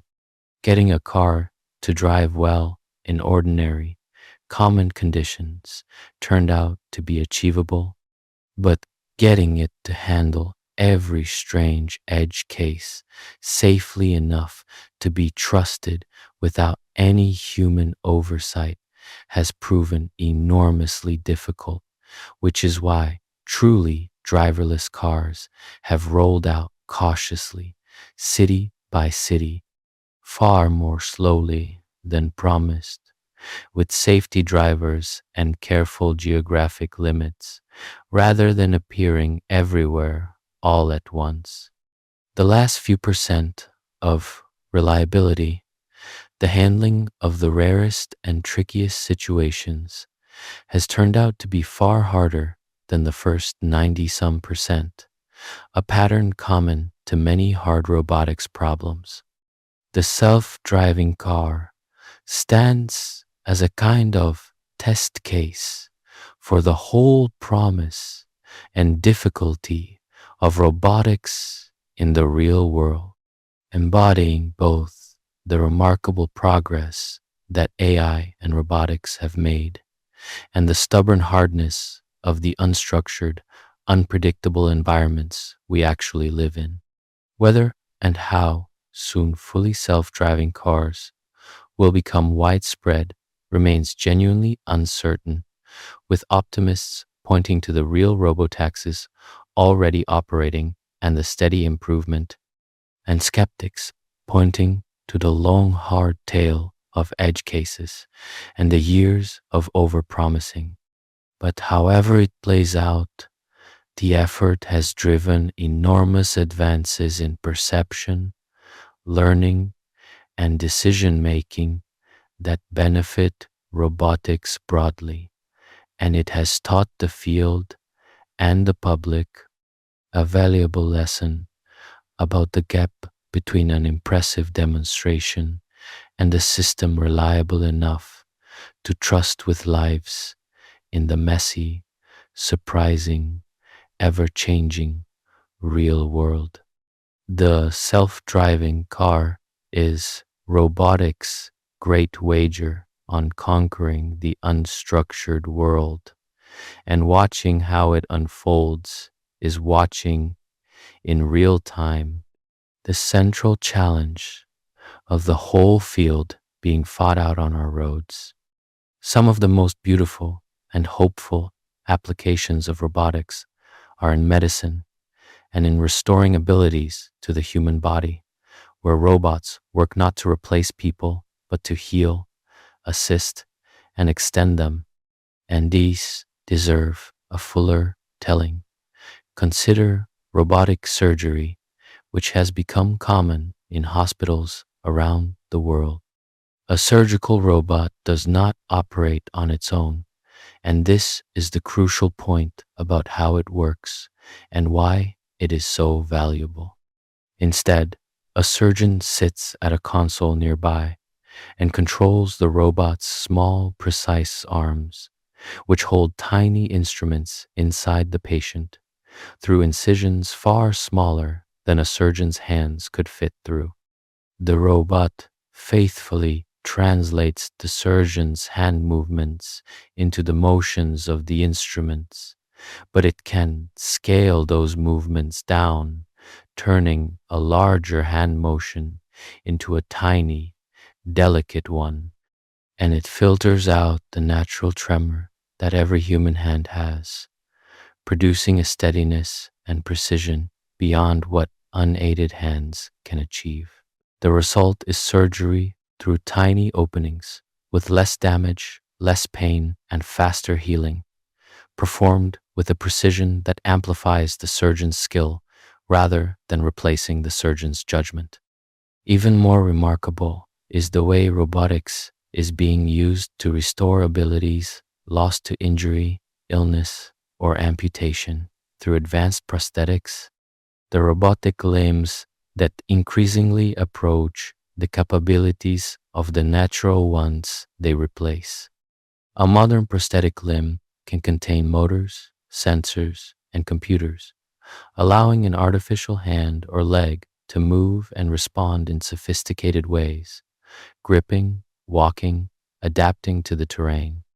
And some of these prosthetics can be controlled directly by the wearer's own body, reading the electrical signals from the remaining nerves or muscles so that the person can move the robotic limb simply by intending to. The machine interpreting the body's own commands, restoring a measure of natural control that would have seemed miraculous not long ago. The line between the human and the machine blurs in the most intimate and hopeful way as the robotic limb becomes a genuine part of the person, restoring function and independence that injury or illness had taken away. Related to this are exoskeletons, wearable robotic frames that support and move with the body, and they are opening possibilities that range from the medical to the industrial. For people who have lost the use of their legs, a powered exoskeleton can support and move their limbs, allowing some to stand and walk again, an extraordinary restoration of mobility. In rehabilitation, robotic systems can guide and assist patients recovering from strokes or injuries, helping them retrain their movements with precise, patient, tireless support. And in workplaces, exoskeletons can give workers added strength and reduce the strain of heavy or repetitive physical labor, helping prevent injuries. In all of these, the robot becomes a wearable extension of the human body, augmenting or restoring physical capability, technology not replacing the person, but merging with them to make them stronger or whole. There are robots designed for care as well, especially as many societies face aging populations and shortages of caregivers, raising both promise and difficult questions. Robots are being developed to help with the physical tasks of caring for the elderly and the ill, lifting and moving patients, assisting with daily activities and monitoring health, potentially easing the enormous and growing burden of care.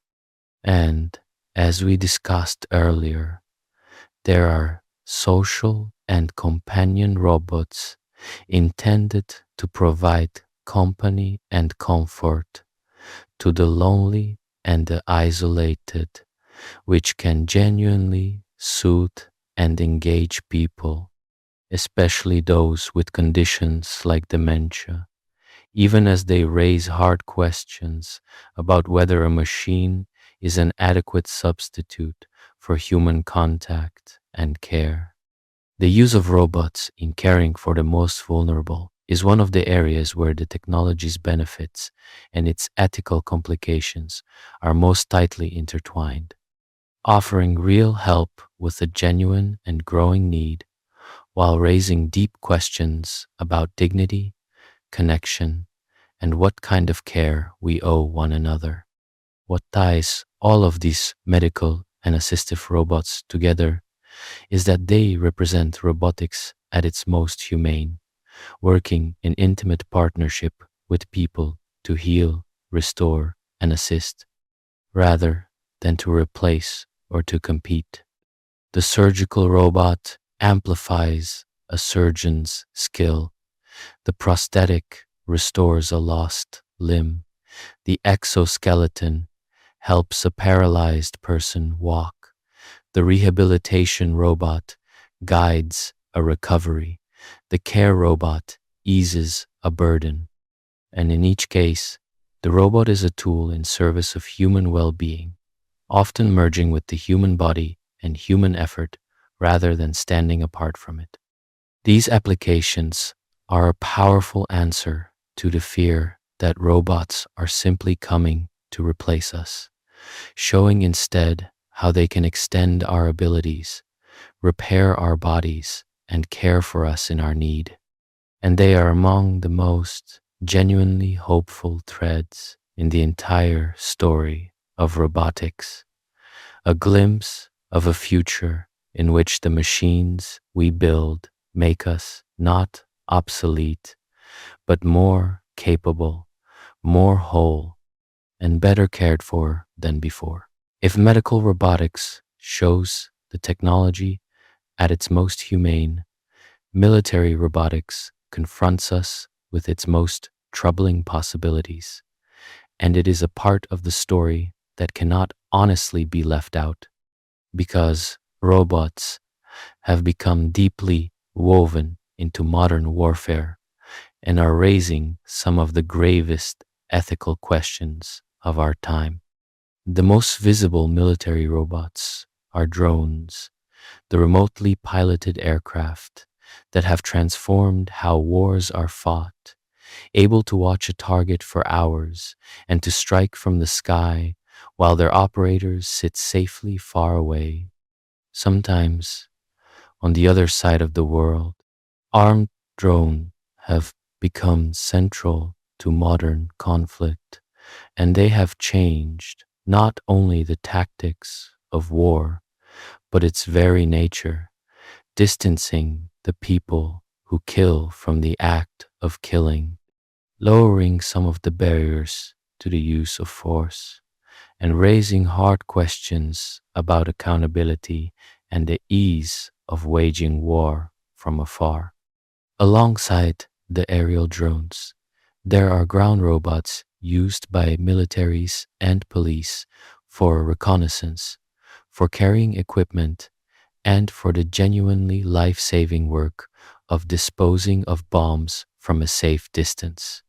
So far, most military robots have a human firmly in control, especially of any decision to use lethal force, with a person watching the drones feed and making the choice to strike. But the technology is moving with the same advances in artificial intelligence and autonomy we have discussed toward weapons that can operate with less and less human involvement. And this is where the deepest concern lies. The prospect of fully autonomous weapons Machines that could identify, select, and attack targets entirely on their own, deciding by themselves to take human life without a human making the final decision, is genuinely alarming to many, and it has become the focus of intense ethical debate. The questions it raises are profound. Should a machine ever be allowed to decide to kill a human being? Who is responsible when an autonomous weapon kills the wrong person? Would such weapons lower the threshold for war and make conflict more likely? And what happens when they malfunction, are hacked, or behave in unexpected ways, as complex autonomous systems sometimes do? Many scientists, ethicists, military thinkers, and even some of the engineers who build these technologies have warned urgently about the dangers of autonomous weapons. And there have been significant efforts to ban or strictly regulate them before they become widespread.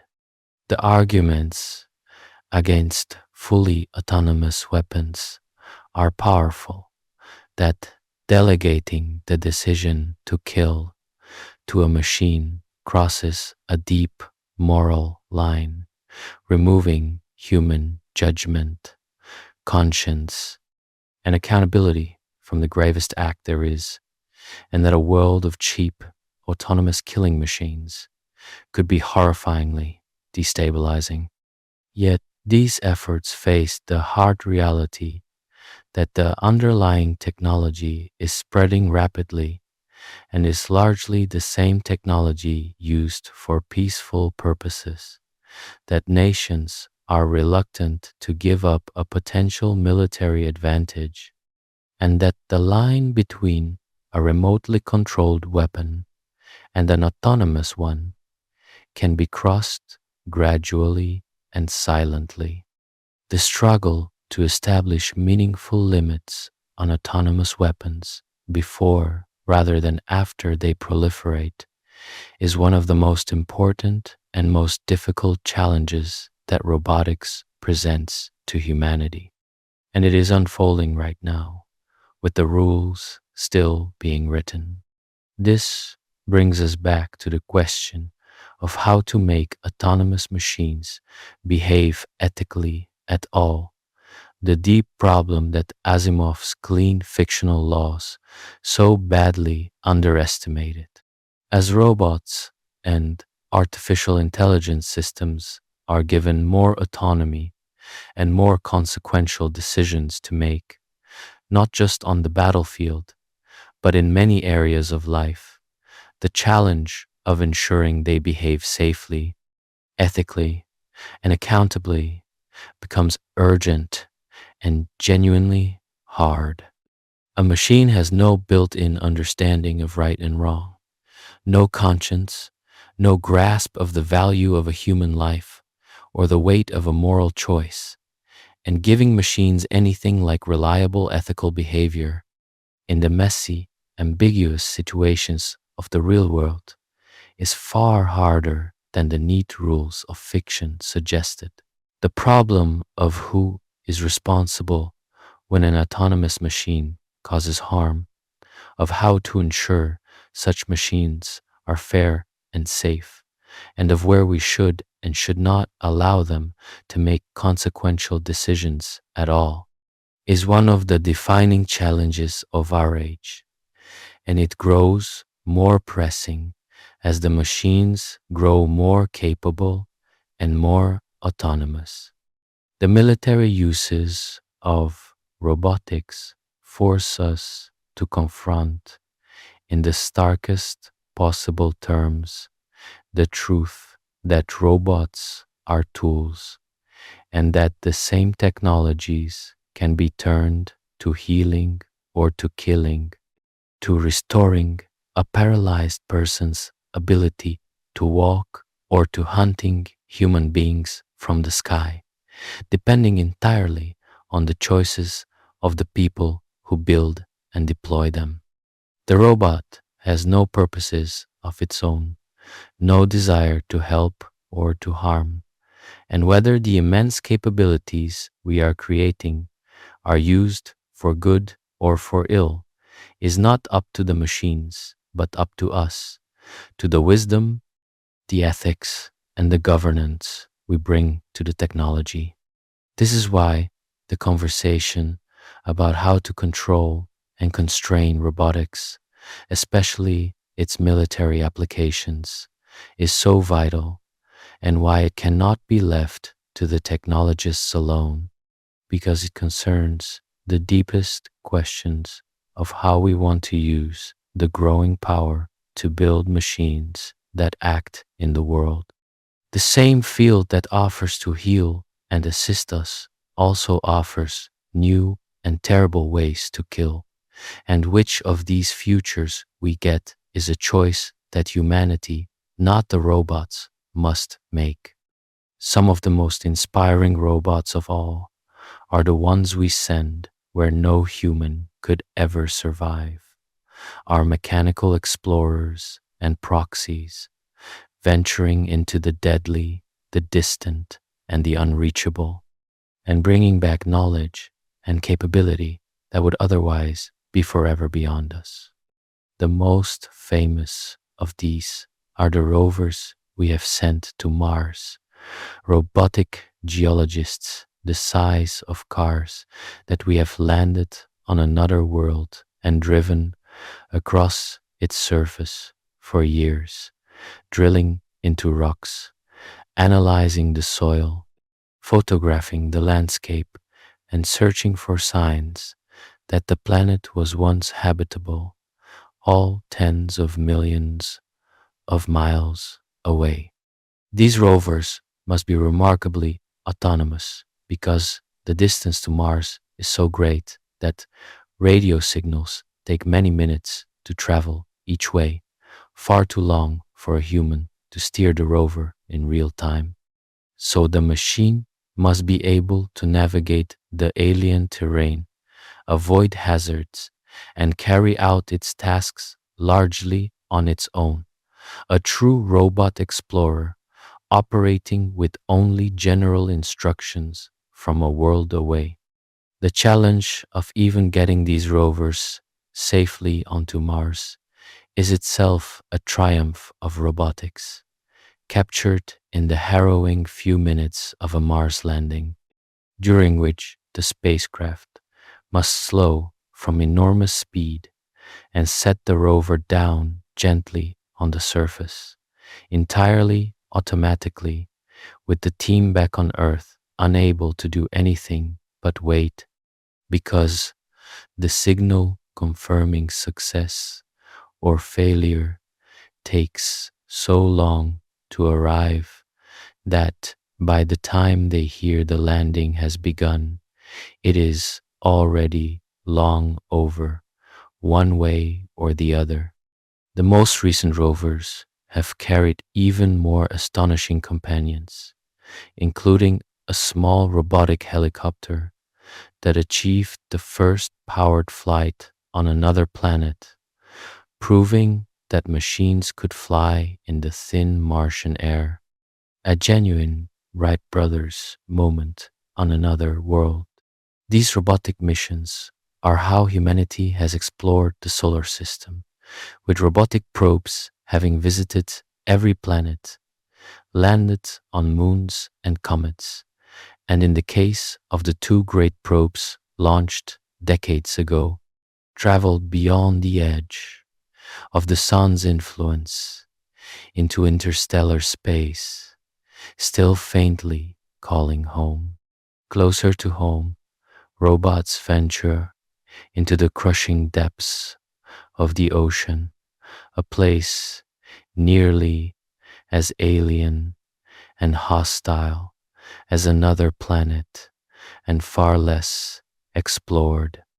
Robotic submersibles, some tethered to ships and controlled from above, others swimming freely on their own, descend into the blackness where the pressure would instantly crush a human, exploring the deep sea floor, studying creatures never seen before, inspecting underwater pipelines and cables, and famously locating and surveying historic shipwrecks resting in the abyss.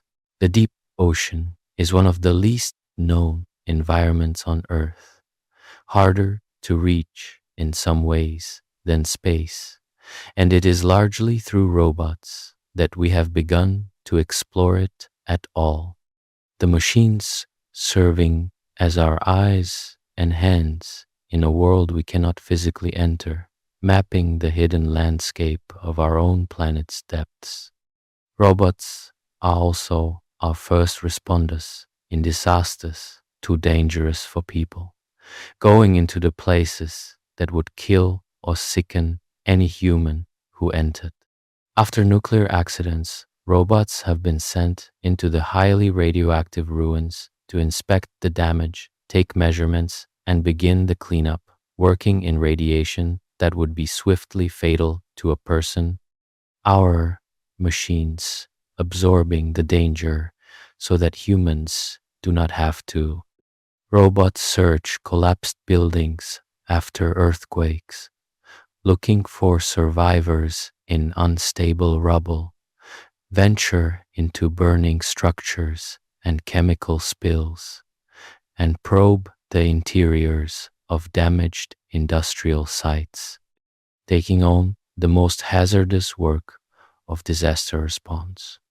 In these grim situations, the value of a robot is precisely that it is expendable in a way a human life is not, that we can send it into lethal danger and risk only a machine, and this life-saving role, the robot going into harm's way so that a person need not, is one of the quietest and most genuinely heroic applications of the technology.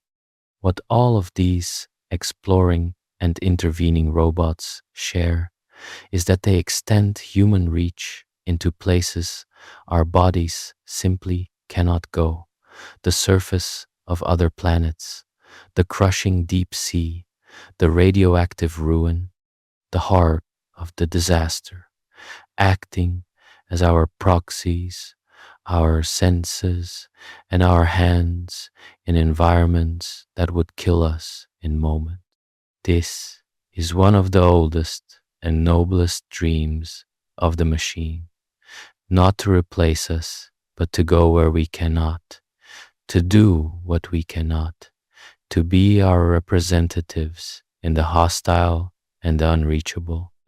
And it has already vastly expanded what humanity can see, know, and do, from the rocks of Mars to the floor of the ocean to the ruins of our worst accidents. As robots grow more capable and more autonomous, they will reach still farther, exploring the moons of the outer planets, the depths of distant oceans beneath alien ice, and the most dangerous corners of our own world. Our tireless mechanical scouts, pushing the frontier of the known ever outward, going first into the dark, so that we may follow in understanding, if never quite in body. In these robots, perhaps more than in any other, we see the technology at its most purely expansive, the extension of the human reach to the very edges of the possible.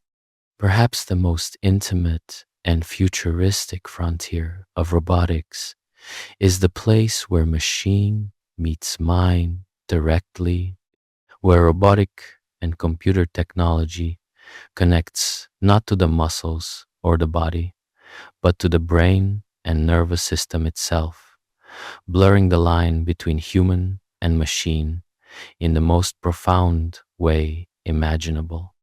We touched on prosthetic limbs that can be controlled by the body's nerve and muscle signals, but researchers are pushing further toward reading signals directly from the brain, building what are called brain-computer interfaces, systems that let a person control a machine purely by thought.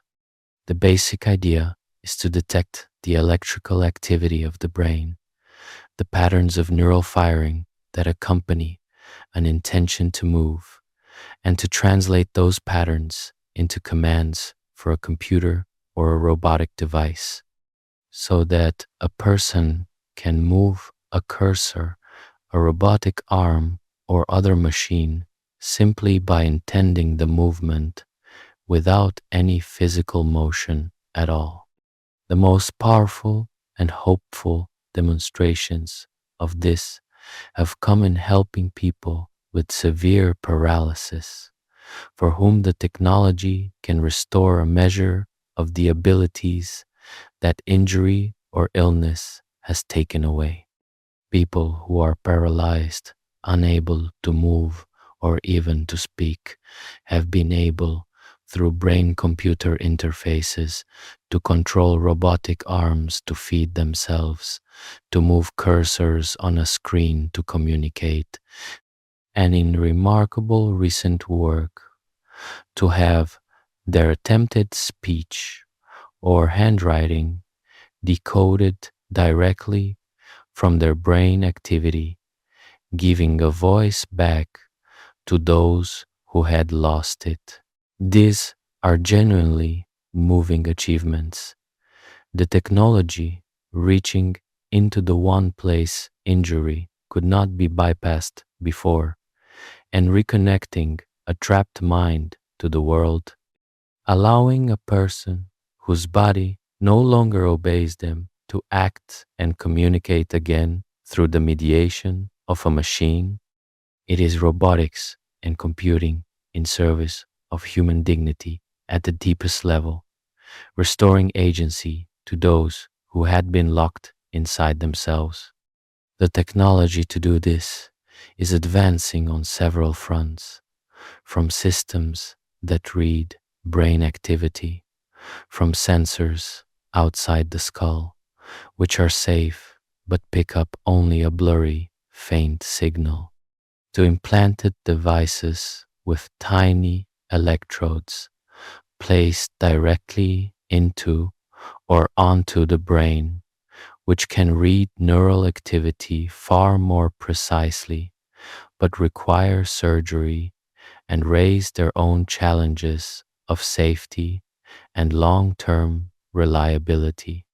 Researchers and companies are working to make these implanted interfaces smaller, safer, more capable, and longer lasting, with the goal of restoring movement, communication, and even sensation to people with paralysis and other conditions. And the progress, while still early, has been real and accelerating. There's also work on making these interfaces two-way, not only reading commands out of the brain, but feeding sensation back into it, so that a person controlling a robotic hand might actually feel what it touches, closing the loop between mind and machine, and making the artificial limb feel truly like a part of the self. Beyond the medical applications, the prospect of direct connections between brains and machines raises dizzying possibilities and deep questions that stretch from the practical to the philosophical. Some envision a future in which healthy people might use brain-computer interfaces to control devices by thought, to communicate directly, or even to augment their own cognition by linking their minds to computers, a genuine merging of human and machine intelligence. Whether such enhancement of healthy people will prove practical or desirable is highly uncertain and the subject of much debate, and it raises profound ethical questions about identity, privacy, inequality, and what it would mean to blend the human mind with the machine. The very intimacy of the technology reaching into the brain itself makes these questions especially weighty, touching on the most private domain there is, the contents of our own minds. This frontier, where robotics and the human nervous system merge, dissolves the neat distinction between the human and the robot that has run through this whole story, pointing toward a future in which the two may become deeply intertwined rather than separate. For most of history, the robot was imagined as a separate being, an artificial other, but the path of brain-computer interfaces and advanced prosthetics suggests a different possibility, that the deepest impact of robotics may be not in building separate machines that walk and think beside us, but in merging machine capabilities with our own bodies and minds, extending and repairing, and perhaps eventually enhancing the human being itself. It is, for now, an early and uncertain frontier, with the genuine, hopeful achievements in restoring abilities to the disabled far ahead of the more speculative dreams of enhancement. But it may prove to be one of the most consequential directions of all, the place where the long human project of building artificial helpers turns inward, and the machines we have made begin to merge with the makers themselves.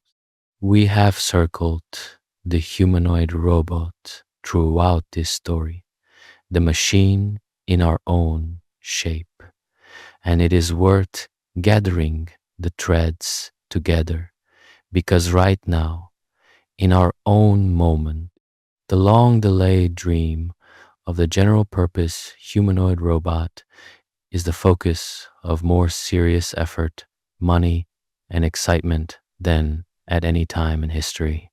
For decades, as we have seen, the walking, capable, human like robot of fiction remained stubbornly out of reach, blocked by the great walls of perception, dexterity, and general intelligence.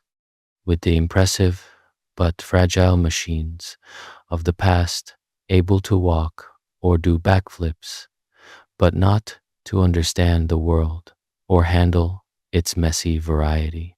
What has changed, and changed dramatically in just the last few years, is that the revolution in artificial intelligence we have traced is finally bringing down those walls, giving robots the ability to see and understand their surroundings, to learn new skills rather than being programmed for each one, and to be instructed in plain language, just as the engineering of robot bodies has matured to the point of producing genuinely capable, agile, humanoid machines. The result is a remarkable surge of activity, with multiple companies, including some of the largest and best funded technology firms in the world, now racing to build general purpose humanoid robots, machines in roughly human shape, powered by advanced artificial intelligence, intended to do useful physical work in warehouses, factories, and eventually homes.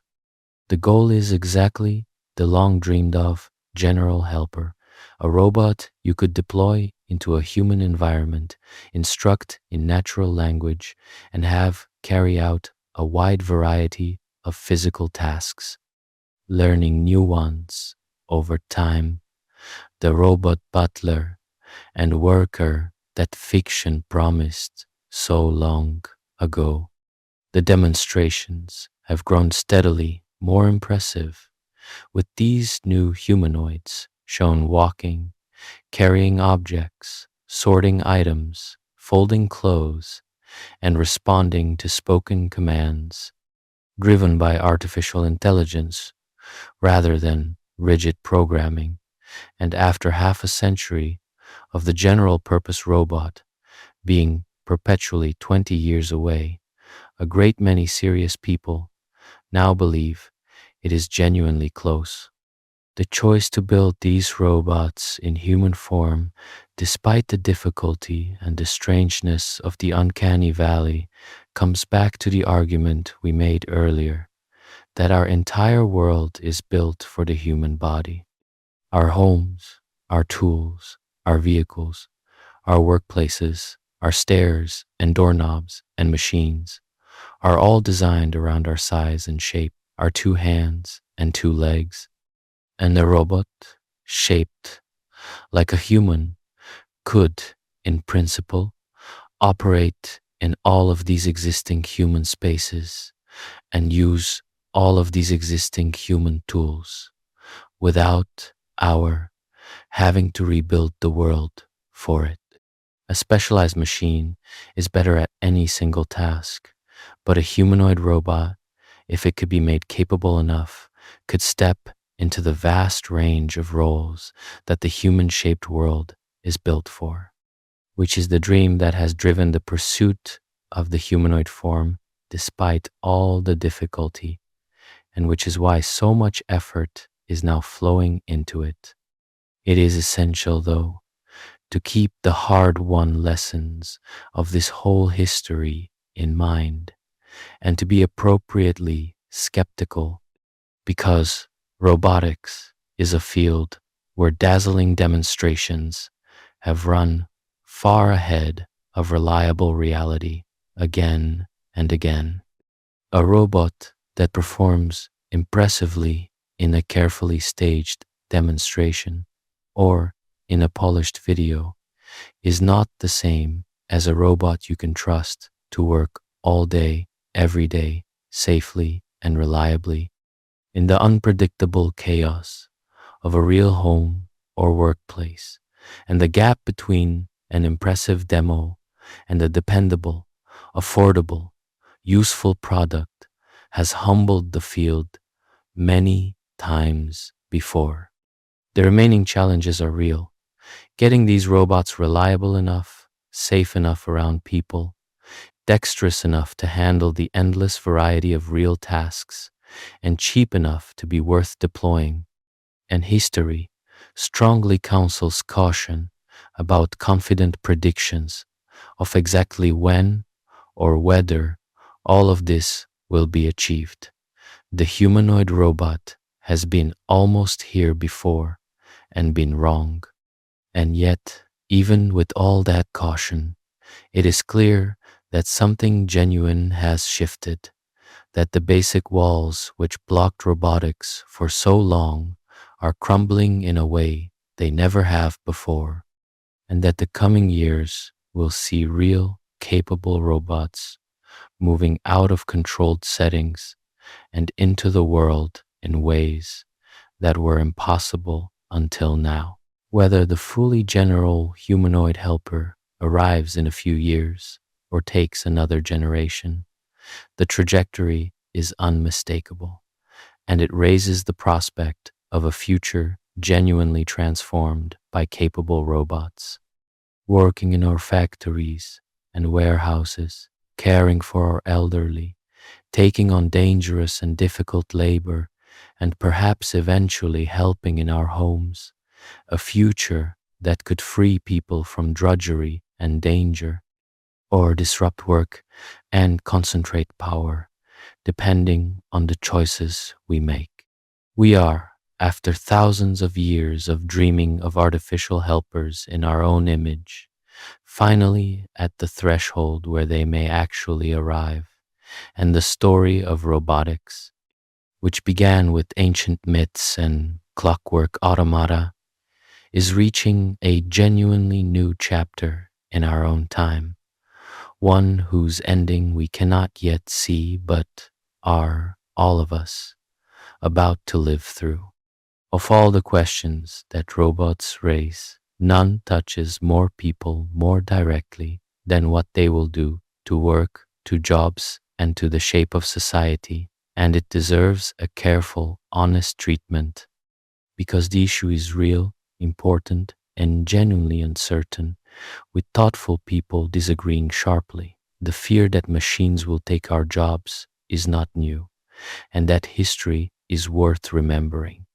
2 centuries ago, textile workers smashed the new machines that were destroying their livelihoods, giving us a word still used for those who resist technology.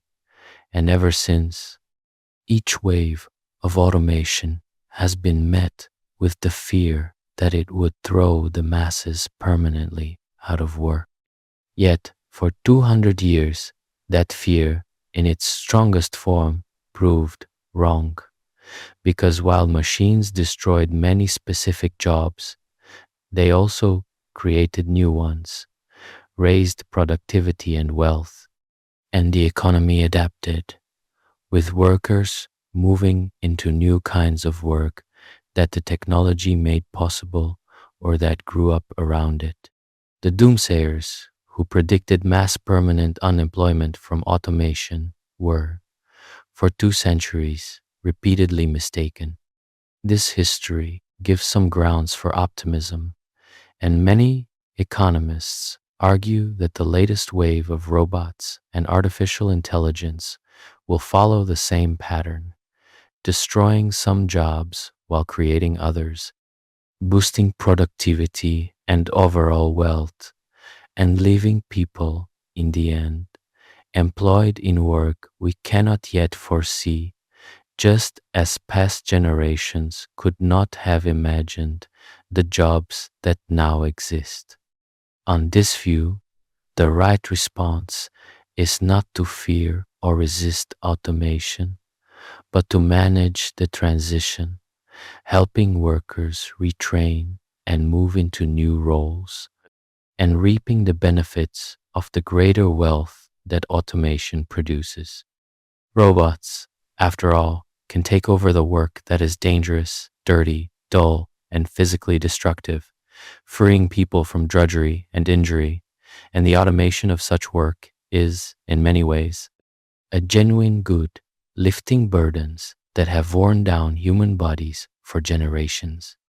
But there are serious thinkers who worry that this time really may be different, and their concern deserves to be taken seriously rather than waved away.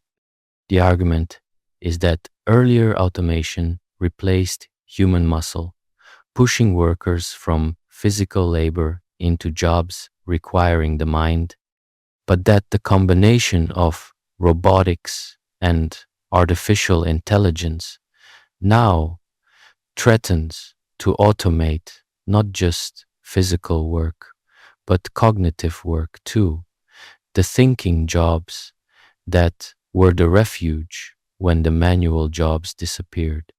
If machines can increasingly do both the physical and the mental work of the worry goes, then there may be no new category of work for displaced people to move into, no higher ground to retreat to, and the historical pattern of automation creating as many jobs as it destroys might finally break.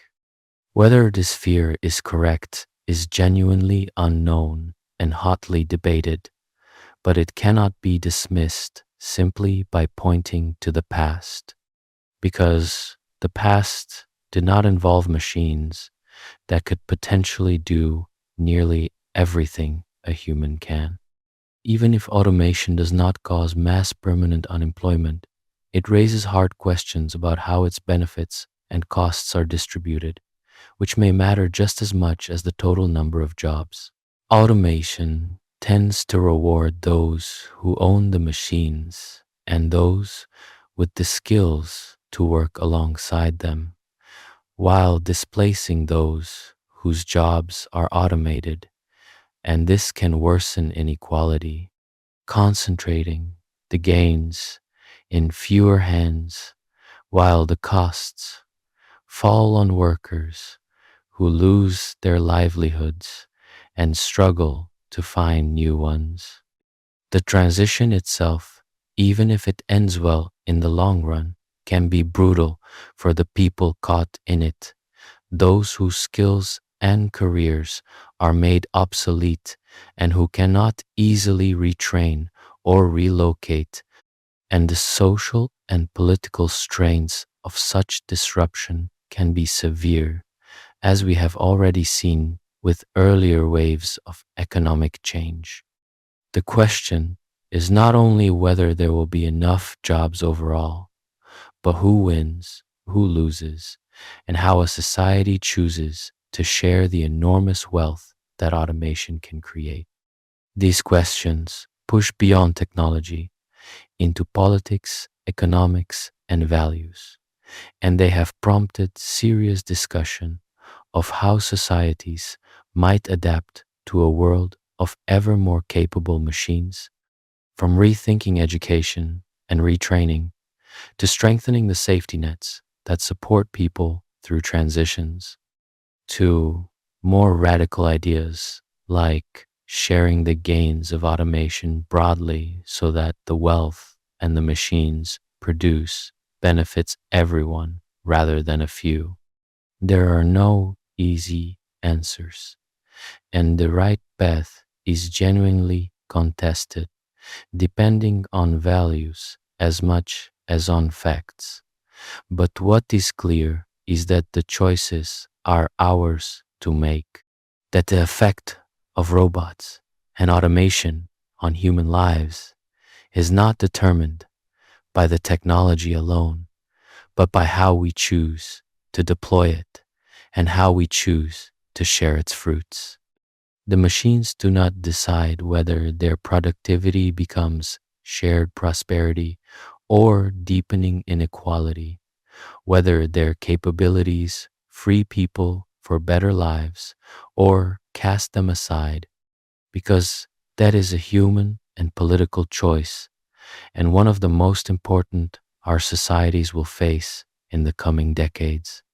As the capabilities we have traced throughout this story move ever further out of the laboratory and into the economy and the world, for all the attention the humanoid robot receives, it is worth remembering that robots come in an astonishing variety of forms, most of them nothing like a person, and that some of the most interesting frontiers of robotics involve machines designed on completely different principles, suited to tasks the human form could never handle.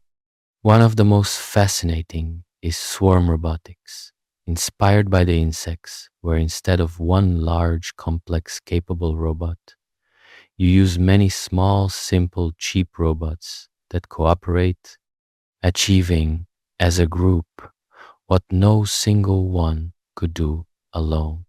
The inspiration comes from ants, bees, and termites, which individually are simple creatures following simple rules, yet collectively build intricate nests, find food, and solve problems with no leader directing them.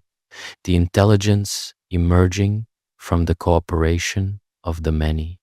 A swarm of robots can be remarkably robust because if some fail, the rest carry on, and it can scale and adapt in ways a single machine cannot, with potential uses from search and rescue across a disaster zone to environmental monitoring, to construction, to exploration. The many simple machines blanketing an area and working together. Another rapidly growing frontier is soft robotics, which abandons the rigid metal and hard joints of the traditional robot in favor of soft, flexible, deformable materials. often inspired by the soft-bodied creatures of nature, like the octopus, the worm, and the elephant's trunk.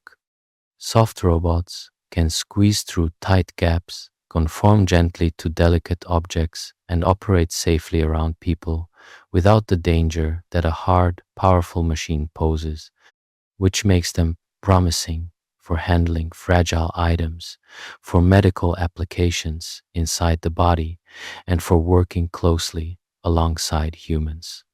A soft robotic gripper can gently grasp a ripe fruit or a delicate instrument that a hard gripper would crush, and a soft, snake-like robot can wriggle into places a rigid machine could never reach.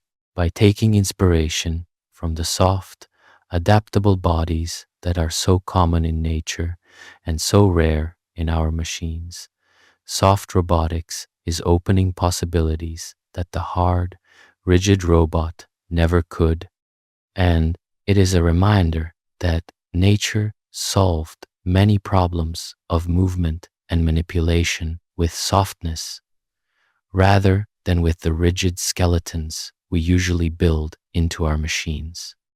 At the small end of the scale, researchers are working on tiny robots, some no bigger than an insect or even a speck of dust, and dreaming of going smaller still, down to the scale of individual cells and molecules. Microrobots, small enough to move through narrow spaces, could one day have remarkable medical uses, swimming through the body to deliver drugs precisely where they are needed, performing tiny repairs, or carrying out diagnosis from within, though much of this remains aspirational and faces enormous challenges of power, control, and safety at such tiny scales. The long-term dream, still largely in the realm of speculation, is of nanorobots, machines built at the scale of molecules that could in principle work inside cells, repair damage at the most basic level, or assemble materials atom by atom, a vision that captures the imagination even as it remains far beyond our current abilities. Whether the grandest versions of this dream will ever be realized is genuinely uncertain, but the steady progress in building ever smaller machines is real and points toward a future of robotics at scales we are only beginning to explore. There are still stranger forms being explored, blurring the line between the built and the born. Some researchers are creating modular robots made of many identical small units that can connect and reconnect in different ways, allowing a robot to reconfigure its own shape, becoming a snake to slither through a pipe, and then reassembling into a walker to cross open ground, a robot that changes its very body to suit the task. Others are working at the boundary between machine and life, building robots that incorporate living muscle tissue or even living cells, hybrid creations that combine the engineered and the biological, raising profound and fascinating questions about what counts as a robot and what counts as life at all.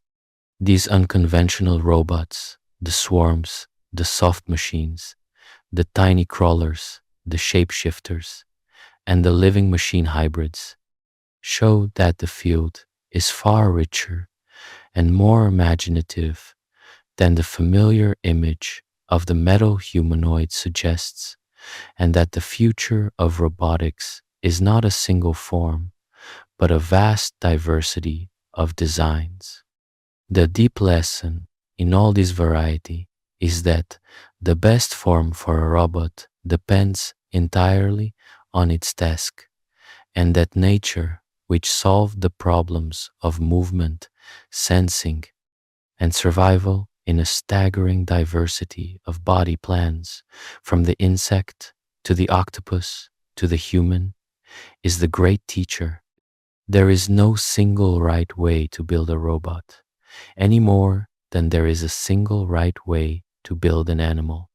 And the future will surely hold robots of every imaginable form, the giant and the microscopic, the rigid and the soft, the solitary and the swarming, the metallic and the partly living, each shaped by what it needs to do. The humanoid robot, for all the excitement around it, is just one branch of a vast and growing tree of robotic designs, and some of the most important robots of the future may look nothing like us at all, but rather like insects or octopuses or swarms or nothing in nature at all. Machines invented to meet needs and reach places that neither humans nor any living creature ever could. The robot, in the end, is not one thing, but a whole expanding kingdom of artificial movement and action, as varied as the living world that inspired it, and we have only begun to explore the forms it might take. So look back over the whole long road, from the ancient dream to the present moment. It began with myths of artificial people and statues brought to life, with the deep and very human wish to create life in our own image. It ran through thousands of years of automata, the water-powered marvels of Hero, the ingenious devices of Al-Jazari, the mechanical knight of Da Vinci, the eerie writing boy, and the eating duck, machines that mimicked life through pure clockwork while having no senses and no thought at all. It ran through a check play that gave us the word robot and, in the same breath, the lasting fear of a robot uprising, and through Asimov's hopeful three laws and the science of feedback that finally let machines respond to the world. It ran through the first real working robots, the tireless arms that transformed our factories, and then through the long, humbling struggle to give machines the ability to see, to understand, and to walk. A struggle that taught us the deepest lesson of all, that the things we find effortless are the hardest of all to build. That lesson, Moravec's paradox, is really the heart of the whole story, and it is worth carrying with you because it reframes how you see both robots and yourself. For a century, we imagined that the hard part of building an artificial person would be the thinking, the intelligence, the reasoning, and that once a machine could think, the rest would follow. We had it exactly backward. The thinking, at least the narrow, logical kind, turned out to be comparatively easy, while the seeing, the moving, the grasping, the effortless navigation of a messy world that any child performs without a thought turned out to be the towering challenge that humbled the field for 50 years. And the reason is a kind of hidden gift that evolution spent hundreds of millions of years perfecting those abilities in us, and then concealed all that staggering complexity beneath a feeling of ease. Every time you walk across a room, recognize a friend's face, or pick up a cup without crushing it, you are performing feats that the most advanced robots on Earth still struggle to match. Feats so deeply built into you that you have never once noticed how hard they are. Robotics, in trying and failing for so long to reproduce these everyday miracles, has given us a profound new appreciation for the ordinary genius of living bodies, including our own. And now, at last, After all those decades of slow and frustrating progress, the field stands at a genuine turning point. The revolution in artificial intelligence has begun to crack the great walls of perception and general intelligence that blocked robots for so long. And the capable bodies that engineers spent decades perfecting are finally being joined to minds that can see, understand, and learn. The two halves of the old paradox are converging, and the general purpose robot, the helper in our own shape that has been perpetually 20 years away for half a century, suddenly looks as though it may genuinely be approaching. It is wise to stay humble, because this field has broken its promises many times before, and the gap between a dazzling demonstration and a dependable machine remains wide.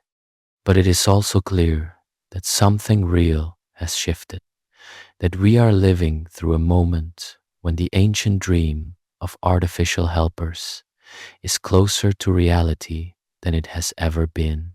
What that will mean for us, we are only beginning to work out. Robots that can truly work among us could do enormous good, taking over dangerous and backbreaking labor, caring for the elderly and the sick, restoring abilities to those who have lost them, exploring the places we cannot go, and freeing people from drudgery, just as the word robot, born from a word for forced labor, always promised. They could also cause real disruption and real harm, displacing workers, concentrating power, and, in their worst uses, killing. Which of those futures we get is not up to the robots, who have no wishes of their own, but up to us, to the choices we make about how to build them, deploy them, and govern them. The machines are tools, as they have always been, immensely powerful tools, and like every powerful tool in human history, from fire to the rocket, they will reflect the wisdom or the folly of the hands that wield them. There is something fitting, in the end, about the fact that our quest to build artificial people has taught us so much about what it means to be a living one. We set out to create machines in our own image, and in the long, hard struggle to do it, we discovered just how extraordinary the original is, how much quiet brilliance is packed into the simple act of seeing a face or taking a step. The robot, that ancient dream, turns out to be a mirror, and the more we have tried to build a thing that moves and senses and acts like us, the more we have come to marvel at the real thing. We are still, even now, only at the beginning of building true robots, machines that can genuinely sense, think, and act in the rich, chaotic world we live in. But for the first time in the whole long history of the dream, after thousands of years of myths and clockwork and patient struggle, the artificial people we have imagined for so long are finally, haltingly, beginning to take their first real steps into our world. And what they become, and what we become alongside them, is one of the great open stories of the century we are living in.